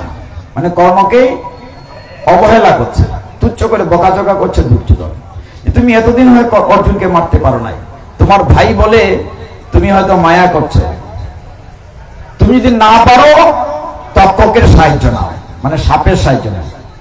এই জায়গাটি দেখেন ভগবান কি করে ভক্তকে রক্ষা করেছে। অর্জুন কিন্তু জানে না যুদ্ধ চলছে, দাঁড়িয়ে তীর সংযোজন করেছে, আর ওইদিকে কর্ণের তীরের মধ্যে তক্ষক বিষাক্ত সাপ ঢুকেছে। তীরটা যে মারবে, কৃষ্ণ অর্জুনের রথের ড্রাইভার, রথ চালাচ্ছেন পার্থসারথী, কৃষ্ণ দেখলেন ওই তীরের মধ্যে বিষাক্ত সাপ দেয়া আছে। সাথে সাথে ভগবান রথের ড্রাইভার ডান পা দিয়ে রথটাকে চাপ দিয়ে কাত করে ফেললেন। অর্জুন তো দাঁড়ায় যুদ্ধ করছিল, রথটা যে কাত হয়ে গেল, মাথাটা কাত হয়ে গেল, ওই মাথার পাশ দিয়ে তীরটি চলে গেছে। অর্জুনকে তিনি রক্ষা করেছেন। আমরা দুর্যোধনের কাহিনী বলে অনেক সময় লাগবে, এই জন্য ছোটটা বললাম, একটা আগাই। নবম অধ্যায়ের 34 নম্বর শ্লোকটা রেখে গেলাম, পরে বলবো। দশম অধ্যায়ের নাম বিভূতি যুগ। এটা হচ্ছে থিওরিটিক্যাল ক্লাস, যারা নিয়মিত গীতা পড়েন। আর একাদশ অধ্যায় হচ্ছে প্র্যাকটিক্যাল। দশম অধ্যায়ে ভগবান অর্জুনের এমন একটি চমৎকার শ্লোক বলেছেন, 10 নম্বর অধ্যায় 10 নম্বর শ্লোক, দশম অধ্যায় বিভূতি যুগে। অর্জুন বলছে কেমন করে আমাদের জীবন যাপন করা উচিত। ভগবান বলছেন তেষাং সততযুক্তানাম ভজতাম প্রীতিপূর্বকম কানেক্ট উইথ মি। আমি তাকে এমন শুদ্ধ জ্ঞান দান করি যার ফলে সে আমার কাছে চলে আসে। তার মানে কি? ভগবানের সাথে যুক্ত থাকতে হবে। যেমন এখানে বারবার দেখছেন মেইন লাইন কেটে গেলে যত বড় বাল্বই দিলেন জ্বলবে? অর্জুন বলে আমি তোমার কথা বিশ্বাস করি না, তুমি আমার দেখাও, তুমি যে সব আমার দেখাও। ভগবান বলেন অর্জুন তোমার এই চোখ দিয়ে এটা দেখতে হবে না, বিশ্ব দেখতে গেলে দিব্য দৃষ্টি লাগবে, বলে তবু দেখাও, তোমার কথা বিশ্বাস করে আমার দেখাও। তখন ভগবান অর্জুনকে দিব্য দৃষ্টি গেলেন একাদশ অধ্যায়ে বিশ্বরূপ দর্শন। হঠাৎ দেখে অর্জুন কৃষ্ণ রথের উপর বসে আছে, বড় হতে হতে আকাশে গিয়ে মাথা ঠেকেছে, হাজার হাজার বাহু লক্ষ লক্ষ সূর্যের মতো আলো দিচ্ছে। ভগবান কুরুক্ষেত্রের যুদ্ধক্ষেত্রে বড় হয়ে দাঁড়িয়ে আছেন, হাঁ করে মুখের ভিতরে যজ্ঞের অগ্নিকুণ্ড। অর্জুন দেখলো দুর্যোধন দুঃশাসন উড়ে উড়ে ভগবানের মুখে প্রবেশ করছে। কারো কারো ভয় পেয়ে বলেছে তুমি কে? এই রূপ সম্বরণ করে আগের মতো হোক। ভগবান বলছেন আমি কাল, দি টাইম, আমি বিশ্ব ব্রহ্মাণ্ডের স্রষ্টা, আমি আমার সন্তান তুলে সবাইকে ভালোবাসি, আমি চাই সবাই আমার কাছে আসুক, গীতা ভাগবত শুনুক, কিন্তু কেউ যদি আমার কাছে না আসে আমি তো সন্তানকে ফেলে দিতে পারি না। ভগবান বলছেন মৃত্যুর পূর্বে হলে আমি তার কাছে যাই কাল রূপে, তখন বলতে পারবে না আমার সময় নাই, তখন বলতে পারবে না যে জি বাংলা টেলিভিশন দেখার সময় দিতেছি, তখন বলতে পারবে না যে টাচ মোবাইলে চ্যাটিং করতে পাসিং টাইম, নো এক্সকিউজ, কোনো মাপ নাই। আমরা তো জমারের কথাটা বলতে শুরু করেছিলাম, একটা জায়গা বলে এখানে এসে আমরা যা করছি সব রেকর্ড হচ্ছে, চিত্রগুপ্ত রেকর্ড করছে। মৃত্যুর পরে মনে করেন একটা লোকের জমালয়ে নেওয়া হবে, রাধাকৃষ্ণের মন্দিরে বসে গীতা পাঠ শ্রবণ করেছিল, অথচ সমস্ত পাপ মাফ করে দাও। সমস্ত পাপ তারা মাফ করে দেন। অন্তত একদিন ইচ্ছাই হোক অনিচ্ছাই হোক গীতা শ্রবণ করেছে। এই যে আমরা লাইভ টেলিকাস্ট রেকর্ড করছি, আপনার দুই কান্দে দুই মোহরি লিখতে আছে ডায়েরি, চৈত্রাবাদ থেকে চিত্রগুপ্ত সব রেকর্ড করছে, দেখানো হবে যমরাজের আদালতে। অন্তত একদিন গীতা শ্রবণ করেছিলেন, যমরাজ বলেন তার সমস্ত পাপ তুমি ডিলিট করে দাও। হতেও তো পারে। একটু ভালোবাসি ভগবানকে, একটু গীতার সঙ্গ করি। ভগবানের এই ভীষণ রূপ দেখে অর্জুন ভয় পেয়ে কি বলেছিল শুনেন। আমরা ভয় না পেলে ভগবানের নাম নেই না, বিপদে না পড়লে। অর্জুন বলছে করিষ্যে বচনং তব, এখন তুমি যা করতে বলবে আমি তাই করব। আগে কইছে আমি তোমার কথা শুনি না, আর এখন কি বলছে? বলছে করিষ্যে বচনং তব, তুমি যা করতে বলবে আমি তাই করব। ডরায় জায়গা পাইছে নি? ভগবান উত্তর দিয়েছেন, অষ্টম অধ্যায়ে উত্তর দিয়েছেন। ভগবান বলছেন যুদ্ধ চ মাম অনুস্মর, তুমি যুদ্ধ করো আমাকে স্মরণ রেখে। যুদ্ধ মানে আমাদের সংসার যুদ্ধ। ভগবান বলছে তুমি যাই করো আমাকে স্মরণ করে করো। যুদ্ধ চ মাম অনুস্মর। ভয় না পেলে ভগবানের নাম আমরা নেই না পারত। ভগবান কৃষ্ণের নাম, রাম ঠাকুরের নাম আমরা নাম নেই না। মায়েদেরকে বাবাদেরকে বলছি বিশেষ করে, এই যে বৈশাখ মাস চলে আসছে, যখন আকাশের জিলকিদামায় ঠাডাটা মারে তখন করে আমরা আমরা আমরা আমরা আমরা ঠাডাও শেষ, রাম নামও শেষ, ঠিক না? বুঝছেন নি কথাটা? গীতা কইছে অর্জুন যখন ডরায় জায়গা পাইছে, আপনাদের ঠাডা মারে আকাশে, কেউ কই নেই বেটে রাম নামলো, জিলকিদামা লাগে আমরা যত তাড়াতাড়ি পারে রাম রাম রাম রাম রাম রাম রাম, ঠাডাও শেষ, রাম নামও শেষ। অর্জুনের অবস্থা তাই হয়েছে। বলছে এবার তুমি গুরু, আমি তোমার শিষ্য, তুমি যা করতে বলবে আমি তাই করব। ভগবান কি বলেছেন? যুদ্ধ চ মামস। এইভাবে গীতাটি এগিয়ে গেছে। যেতে যেতে আমরা 17 অধ্যায়ে 12 ভক্তিযুগ, 13 ক্ষেত্রজ্ঞ যুগ, যেতে যেতেই আমরা একটু যাই, 10টা বেজে যাচ্ছে প্রায়। আমরা 10টায় শেষ করবো চিন্তা করেছিলাম। আমার 5-7 মিনিট কথা বলি না, আমাদের তো যেতে হবে। আপনার যে জিনিসটা আরেকটু বলি, একটা কথা বলবার একটু আরেকটি কথা হচ্ছে আমাদের সনাতন শাস্ত্র। আমি তো 7টায় এসেছিলাম, আপনারা বলেছিলেন, এবং মামা বলেছে 6:30টায় শুরু করবে। বলছে মামা 6:30টায় চলে আসবেন, মাইকিং করেছি। আমি আসতে পারবো, আপনারা আসবেন কিনা? বলেছে মামা 7টায় আমি আসবেন। 7টায় এসছি, কিন্তু শুরু করেছেন 8:30টায়। 1.5 ঘন্টা আপনারা খাইছেন, আমি খাইছি না। হ্যাঁ, এই হচ্ছে আনন্দ। ভগবানকে বলার সচ্ছিদ আনন্দ। আনন্দের যত শুনবে ততই আনন্দ লাগবে। তখন আনন্দ শেষ নাই। যে দেখেন, আমি যদি ওই মাঠে বলেছিলাম কিনা, দেখছেন কৃষ্ণ গাল হাত দিয়ে বই দিয়েছে ছবি, এরকম সংসারটা কেমনে চলবো? আর আমরা খালি চিন্তা, আমরা ভাবি আমি ছাড়া বোধহয় সংসারই চলবে না। এইটাই ভুল। আমি যদি আজকে দেহর আগে খালকে ফোট হয়ে যাবো, সংসার আটকে থাকবো? কারোর জন্যই পৃথিবীতে কিছু আটকে থাকে না। কিন্তু আমি ভাবি আমি না হইলে বোধহয় স্কুলে চলতো না, আমি না হইলে বোধহয় সংসারই চলতো না। এটা ঠিক না। কারোর জন্যই পৃথিবীতে কিছু আটকে থাকে না। তো 17 অধ্যায়ের নাম হচ্ছে শ্রদ্ধাত্রয় বিভাজ্য। এই অধ্যায়ে 3 ধরনের তপস্যা আছে। একটি হচ্ছে কায়িক তপস্যা, একটা হচ্ছে বাচনিক তপস্যা, একটা মানসিক জায়গা। এর বেশি না, তো সারা দেহের তুলনা কোন জায়গা না। কিন্তু ঠুটের যে কি শক্তি, ঠুটের যদি ফিসির ফিসির করা যায় একটা সংসার, 3 দিনও লাগে না সংসারটা 3 টুকরা করতে। লাগে কিনা মা? রাগ করেন না আমার কথায়। এটা বলে পাওয়ার স্পিচ। আর সংসার কেন? ঠুটের কারণে দেশ ধ্বংস হয়ে যেতে পারে। একজন নেতা বা মন্ত্রী যদি এমন কথা বলে দেশ ধ্বংস হয়ে যেতে পারে। পাওয়ার স্পিচ, এইটা গীতা শিক্ষা দিয়েছে।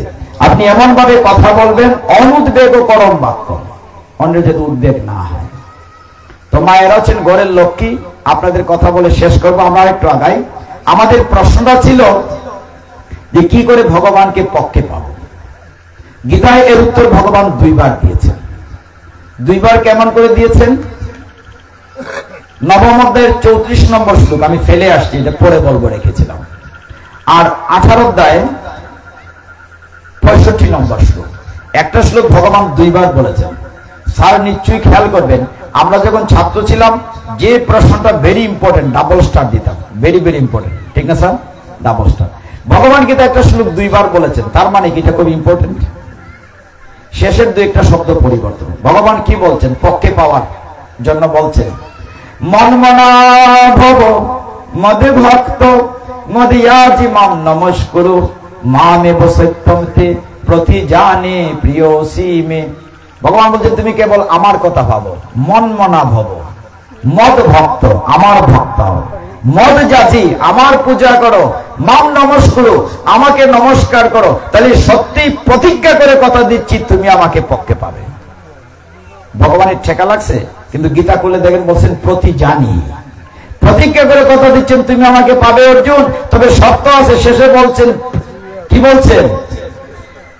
প্রতি জানি, পরে বলছেন প্রিয় সীমে, যেহেতু তুমি আমার প্রিয় হে অর্জুন, সবাই তার পূজা করলে ভাবলে তাকে পাবেন না, প্রিয় হলে পাবেন। এটা আমাদের সংসারে আছে। আমি বাস্তব উদাহরণ দিই কেন? গীতা হচ্ছে আমার জীবন শিক্ষা, কমপ্লিট কোড অফ লাইফ, জীবনের সাথে মিলিয়ে কথা বলবেন। বলছেন এই শ্লোকে অর্জুন যেহেতু তুমি আমার প্রিয়, তুমি আমার কথা ভাবো, আমার ভক্ত, আমার পূজা করো, আমি প্রতিজ্ঞা করে কথা দিচ্ছি তুমি আমাকে পাবে। তো প্রিয় কিভাবে হয়? আপনার ঘরে যদি 3-4 ছেলে মেয়ে থাকে, সব ছেলে মেয়ে কি মা বাবার কাছে সমান প্রিয় হয়? একটা ঘরে যদি 2-3 বউ থাকে, সবাই কি সমান প্রিয় হয়? কে হয়? যে ছেলে মেয়ে মা বাবার মন জুগাইয়া চলে, সেবা করে, যে বৌমারা শ্বশুর শাশুড়িকে পিতৃমাতৃ জ্ঞানে সেবা করে, তারাই তো প্রিয় হয়। গীতা আমাকে এই শিক্ষাই দিচ্ছে। যেমন ক্লাসে যে ছেলেটা খুব ভালো লেখাপড়া করে, স্যারের মন জুগাইছে, স্যারের বেশি আদর করুন, এইটাই গীতা। গীতা আর কিছু না। আপনি ভগবান যদি প্রিয় হতে পারেন, তাহলে ভগবান বলছেন প্রতিজ্ঞা করে যে তুমি আমাকে পক্ষে পাবে, প্রিয় হতে হবে। তো মায়েদের একটু কথা বলে শেষ করি। মায়েরা ঘরের লক্ষ্মী, পিতাজিদেরকে সাবধান করে দিচ্ছি, লক্ষ্মীমার উপরে কখনো লাগালাগি করেন না। শাস্ত্রে আছে আমাদের মায়েদের সংখ্যা বেশি, এরার পক্ষে যদি না হয় চাকরি থাকবো না আমার, বুঝলেন না? এখানে রাধারানীর প্রার্থী বড়, এমনি রাধারানীর কোনো স্তুতি করিনি আজকে। এখানে যে ললিতা, বিশাখা, চন্দ্রাবলী, চিত্রঙ্গদা, তুঙ্গদেবী এরা সব বসে আছে। আমার চাকরি তো এমন নাই, পেনশনে গেছি 3-4 বছর হয়ে গেছে, চাকরি তো এমন শেষ। তো যাই হোক, মায়েরা ঘরের লোককে আপনাদের কথা বলে শেষ করব। জগন্নাথের পুরীতে একটু যেতে হবে, চলুন আমরা জগন্নাথের পুরীতে শুনতে যাই। জগন্নাথের পুরীতে 3টা বিগ্রহ আছে, জগন্নাথ, বলদেব, সুভদ্রা। রথের সময় আপনারা দেখেন এরা ভাই বোন। আর জগন্নাথ হচ্ছেন স্বয়ং কৃষ্ণ, আর বলদেব হচ্ছেন বলরাম, আর সুভদ্রা এর বোন, অর্জুনের স্ত্রী। তো জগন্নাথ কৃষ্ণ যদি হন, নারায়ণ যদি হন, নারায়ণের স্ত্রীর নাম কি? লক্ষ্মী। নারায়ণের স্ত্রীর নাম লক্ষ্মী। তো লক্ষ্মী ঘরে রান্না বাড়া করেন, ঘর দেখাশোনা করেন, আর 2 ভাই আরামসে খায়। এইবার শুনেন মায়েরা আপনাদের কথা। একদিন ভোরবেলা হাঁটতে বেরিয়েছেন জগন্নাথ এবং বলদেব। জগন্নাথ বলরাম এই গ্রামে দিয়ে হাঁটতেছেন। হাঁটতে হাঁটতে হঠাৎ দেখেন তাদের ঘরের বউ লক্ষ্মী দেবী এমন একটা ঘর থেকে বেরিয়েছে, ঘরটা একটা চন্ডালের ঘর, মানে নিম্ন শ্রেণীর। শাস্ত্রে আছে জগন্নাথ লীলা পুরুষোত্তমে, সেখানে বলা হচ্ছে, জগন্লীলা গ্রন্থ লিখেছেন পুরুষোত্তম স্বামী মহারাজে, সেখানে বলা হচ্ছে লক্ষ্মী দেবী বের হয়েছে একটি চন্ডালের ঘর থেকে। চন্ডালের নাম হচ্ছে শ্রেয়া চন্ডালিনী। কি নাম? শ্রেয়া চন্ডালিনী। বলরাম তো বড় ভাই, মানে বলদেব, জগন্নাথ বলদেব, তার নাক তুষা, কয়টা মানিজ্যত খাটাইছেন, আমরা ঘরের বউ কিনা চন্ডালের ঘর আইছে। জগন্নাথকে বলতেছেন, এই আজকেই ঘর থেকে বউ মারে বাইর করে দিবাই। সে কিনা চন্ডালের ঘরে গিয়েছে, ওই আমি ভাই নিলে তোমার বউ। এখন তো জগন্নাথ চিন্তায় পড়ছে, কি করে ঘর থেকে বউরে বাইর করে দে। দাদা আমি পারবো না। না পারবে না মানে আমার মানিজ্যত গেছে। ঘরে আসছে, পুরীর মন্দিরে এসে বলছে, ওগো লক্ষ্মী, এখন তোমারে তো চলে যেতে হবে, আমার ভাই তো পছন্দ করছে না, তুমি ছোট লোকের বাড়িতে গিয়েছো। এখন লক্ষ্মী দেবী কি করবেন? বলে ঠিক আছে আমি চলে যাই। এখন লক্ষ্মী চলে গেলে, আপনার তো ঘরের লক্ষ্মী, লক্ষ্মী ঘর থেকে চলে গেলে ঘরে কিছু থাকবে? আর সব কালো হয়ে গেছে, মাকড়সার জাল। লক্ষ্মী দেবী চলে গিয়েছেন ঘর থেকে। ঠিক আছে, আমি চলে যাই। সারাদিন চলে গেছে, এখন ক্ষুধা লাগছে না পেটে, বলদে ব্যাপারে খাওয়ান দেয় না ভাই, ঘটনা কি খাওয়া নাইব কেমনি, লক্ষ্মী নজকে গরু নাই। তো চলো আমরা দেখি গা স্টোর রুমে রান্না করে কিছু আসেনি। তো দুই ভাই গেছেন, গিয়ে দেখেন স্টোর রুমে কিছু নাই, চুলার ফিতাও তো সব ভাঙ্গা, লক্ষ্মী নাই, সাথে দাস দাসীও চলে গেছে, কোনো খাবার নাই। চলো তাহলে আমরা কি ভিক্ষা করে খাই। দুই ভাই বেরিয়েছে। লক্ষ্মী হারা হলে কি হয়, সমস্ত জগন্নাথ বলদেব কালো হয়ে গেছে, বিশ্রী, যে ঘরে যে দরজা লাগাই দেয়, কেউ দেয় না ভিক্ষা। সারাদিন চলে গেছে, ক্ষুধায় তো আর বাঁচে না। জগন্নাথ বলে, ভাই চলো একটা কাজ করি, ওই যে সামনে পুকুর দেখা যায়, এটা জল পান করি। অভাগা যেদিকে চায় সাগরও শুকায়, জল পান করতে জল শুকাই গেছে। অথচ যে গাছের কচি পাতা খাইয়া জীবন বাঁচায়, গাছের নিচে গেছে, গাছের পাতা শুকায় জোর জোর ফিরে ফিরে গেছে। আর লক্ষ্মী দেবী সূর্যদেবরে বলছেন, আজকে যত বড় পাওয়ার বাড়াই দেব বলটিস, এরা দেখি আজকে কি তা করে। এখন দুই ভাই হাঁটতে হাঁটতে তৃষ্ণায় ক্লান্ত, ঘামতাছে, পিপাসার্ত। এমন সময় দেখে সন্ধ্যাকালে এরকম একটা মন্দির, বুক লাগাইছে, ঘন্টা বাড়ি পড়ছে, সরল লাইন দুইটা বই, যদি প্রসাদ পাওয়া যায়। পেটের কোদায় দুই ভাই বইছে। ওই দিন মন্দিরে দেওয়া হয়েছে খই আর মুড়ি বুক। দুই ভাই লাইনের মধ্যে হাত বাড়াইয়া বইছে।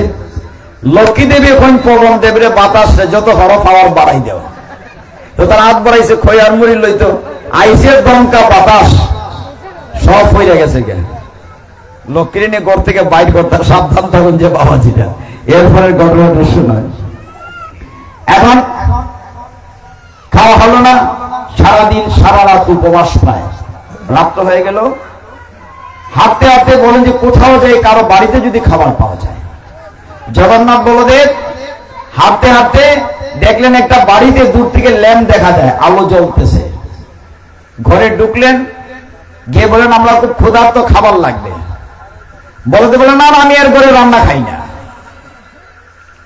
এরারে কেউ চাউল ডাল লাকড়ি দিত, আমরা নিজেরা রান্না খাই না, সব পাকি। ঠিক আছে, তারা লাকড়ি টাকড়ি দিল, চাউল ডাল দিল, বুড় হয়ে যাচ্ছে পায়। বলদেব বললেন, ভাই জগন্নাথ তুমি রান্না করো, আমি স্নান করে আসি, এসে খাবো। লক্ষ্মী দেবী বললেন, অগ্নিদেব ভুলেও তার সোলার ডুববায় না।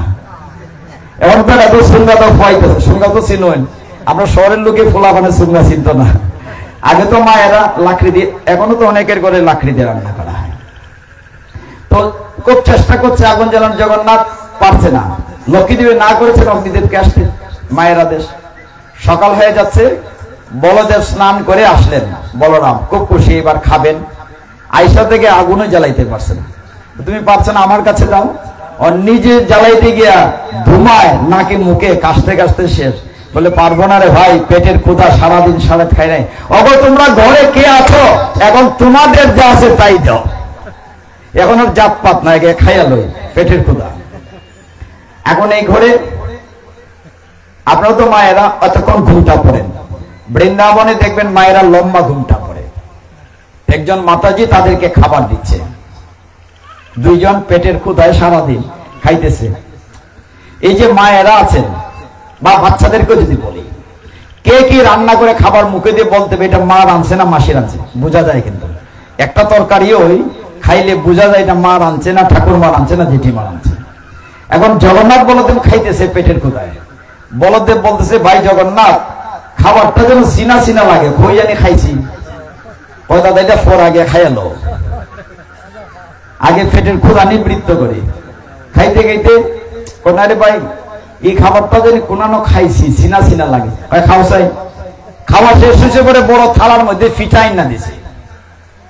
ফিটা খাইতে গিয়ে বলদেব বলতেছে, আমরা যে খাওয়ার পরে ফিটা খাই, এই বাড়ির লোকে জানলো কেমনে?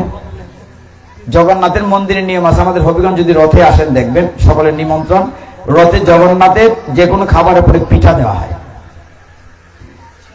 বলদেব বলতেছেন, আমরা যে খাওয়ার পরে পিঠা খাই, এইবারের লোক জানলো কেমনে? এই মাইজি তোমার ঘুমটা ওঠালো, তোমার ঘুমটা ওঠা, আমি দেখি তুমি কে। যে মা পরিবেশন করছে ওই গিরে, এখন ঘুমটা তুল্লা দেখে তারার বাড়ির লক্ষ্মী দেবী পরিবেশন করছে।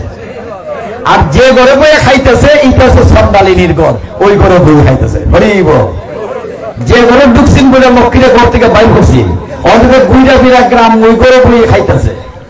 এখন তো বলরাম এদিক সাইড তোর বাণিজ্য সব গেল। জগন্নাথ বলছে দাদা এখন কি হবে? অন্ত খাইলি সে ফিরত দিতে পারতাম না। অন করে বাইরে একদিনই বুঝছি গরো লক্ষ্মী না থাকলে কি অবস্থা, লক্ষ্মীর নিয়ে আসলো। হয়তো না না লক্ষ্মীর দরকার নাই, বাইরে থাকো। জগন্নাথ একটু দেখাইতেছে মনে মনে তো নিতে না না থাকো না রে ভাই, আমরা একবার ভুল করছি আল্লাহ, লক্ষ্মীর নিয়ে আসলো ঘরে যাই। লক্ষ্মী নিয়ে ঘরে গেল, যেতে যেতে বললো দাদা এখন যে চন্দালিনীর ঘরে বসে খাইলাম, লক্ষ্মীকে আর যাইতো না চন্দালিনীর ঘরে? কেন না যাবে যাবে, আমি এখন থেকে আইন করে দিচ্ছি। বললেন সবার ঘরে লক্ষ্মী দেবী যাবে, অন্তত সপ্তাহে একদিন বৃহস্পতিবারে হলেও যাবে। হরি বল। কিবারে লক্ষ্মী পূজা করেন? বৃহস্পতিবার। সেই থেকে লক্ষ্মী পূজার বৃহস্পতিবারে, মানে ভগবানের কথা অমৃত কথা আলোচনা করব। মামা লক্ষ্মী মামা রেখে দেই। আমি 10টা পর্যন্ত বলছিলাম, 10টার উপরে গেছে, একটা শ্লোক বলে শেষ করব। যে কথাটা বলতে চেয়েছিলাম আগে থেকে, আপনারা যদি সময় মতো শুরু করেন এবং আমি যদি রাত্রে থাকি কোন এক সময়, সারা রাত ভগবানের কথা বলা যাবে। সমস্ত গীতা আপনাদের কৃপা এখানে আছে। দেখেন হয়তো সঞ্জয় শ্লোক বলেছি, কৃষ্ণের শ্লোক বলেছি, অন্ধ্র একটা শ্লোক আছে, এটা আপনারা জানেন, ধর্মক্ষেত্রে কুরুক্ষেত্রে এটা জানেন, কিন্তু অর্জুনের কোন শ্লোক বলি নাই। অর্জুন বেটা রাগ করতো না, তার একটা শ্লোক বলে শেষ করি। অর্জুন একাদশ অধ্যায়ে বেশি কথা বলেছে। যখন বিশ্বরূপ দেখেছে তখন অর্জুন বলেছে তমাদি দেব পুরুষ পুরাণ তমস্য বিশ্বেশ পরম নিধানম বেত্তসি বেত্তম চ পরম চ ধানম তয়া তম বিশ্ব অনন্ত রূপ। ভগবান তোমার অনন্ত রূপ দেখে বিমোহিত হয়েছে। মনে করেন লাস্টের শ্লোক 18 অধ্যায় 66 নম্বর শ্লোক। মনে করেন আপনারা সকলে সাঁতার জানেন, ভাটি অঞ্চল, কিন্তু সমুদ্রে পড়লে কি উঠতে পারবেন? বিশাল ঢেউ, উর্মিমালা, উঠতে পারবেন না। তখন যদি আকাশ থেকে হেলিকপ্টার এসে আপনাকে সাহায্য করে, রেস্কিউ করে, কিন্তু এত বিশাল সমুদ্রে কোথায় ডুবে আছেন দেখবে কেমনে? একটা দূরবীন লাগবে না? আপনি আটটা তুলে লালা সারা হরতেন না দেখতো। ওইটি হচ্ছে 18 অধ্যায় 66 নম্বর শ্লোক, শেষ শ্লোক। ভগবান কি বলছেন শুনেন, চমৎকার শ্লোক। ভগবান বলছেন সর্বধর্মানে পরিত্যজ্য মাম একম শরণং ব্রজ অহং ত্বা সর্ব পাপেভ্যো মোক্ষয়িষ্যামি মা শুচো। হে মায়ার জীব, তুমি মায়ার সাগরে ডুবে আছো, আমি তো হাত বাড়িয়ে রেখেছি, তুমি কেবলমাত্র হাতখানা তুলো, আমি তোমাকে সমস্ত পাপ সাগর থেকে উদ্ধার করব।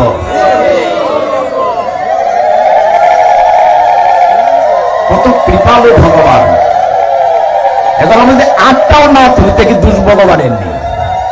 ভগবান তো বলছেন আমি হাত বাড়াই রেখেছি, তুমি কেবলমাত্র হাতখানা তুলো, আমি তোমাকে সমস্ত পাপ সাগর থেকে উদ্ধার করব। এই শ্লোকে শেষে সুন্দর শব্দ আছে মা সূচো, মানে ডোন্ট ওয়ারি, এই নিয়ে তুমি কোনো সূচনা দুশ্চিন্তা করো না, ক্লিয়ার কনসেপশন। ভগবান ক্লিয়ার ভাবে বলেছেন তুমি খালি হাতখানা তুলো, আমি তোমাকে পাপ সাগর থেকে উদ্ধার করব।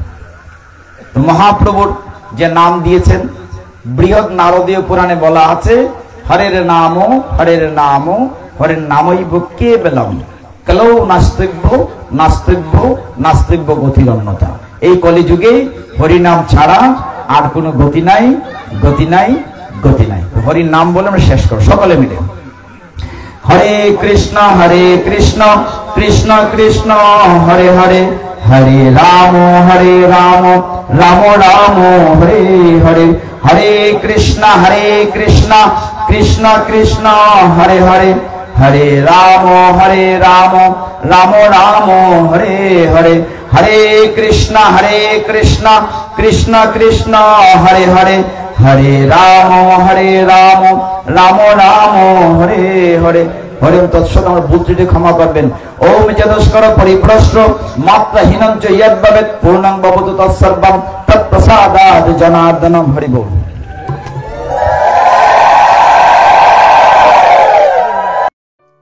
Subscribe to our YouTube channel.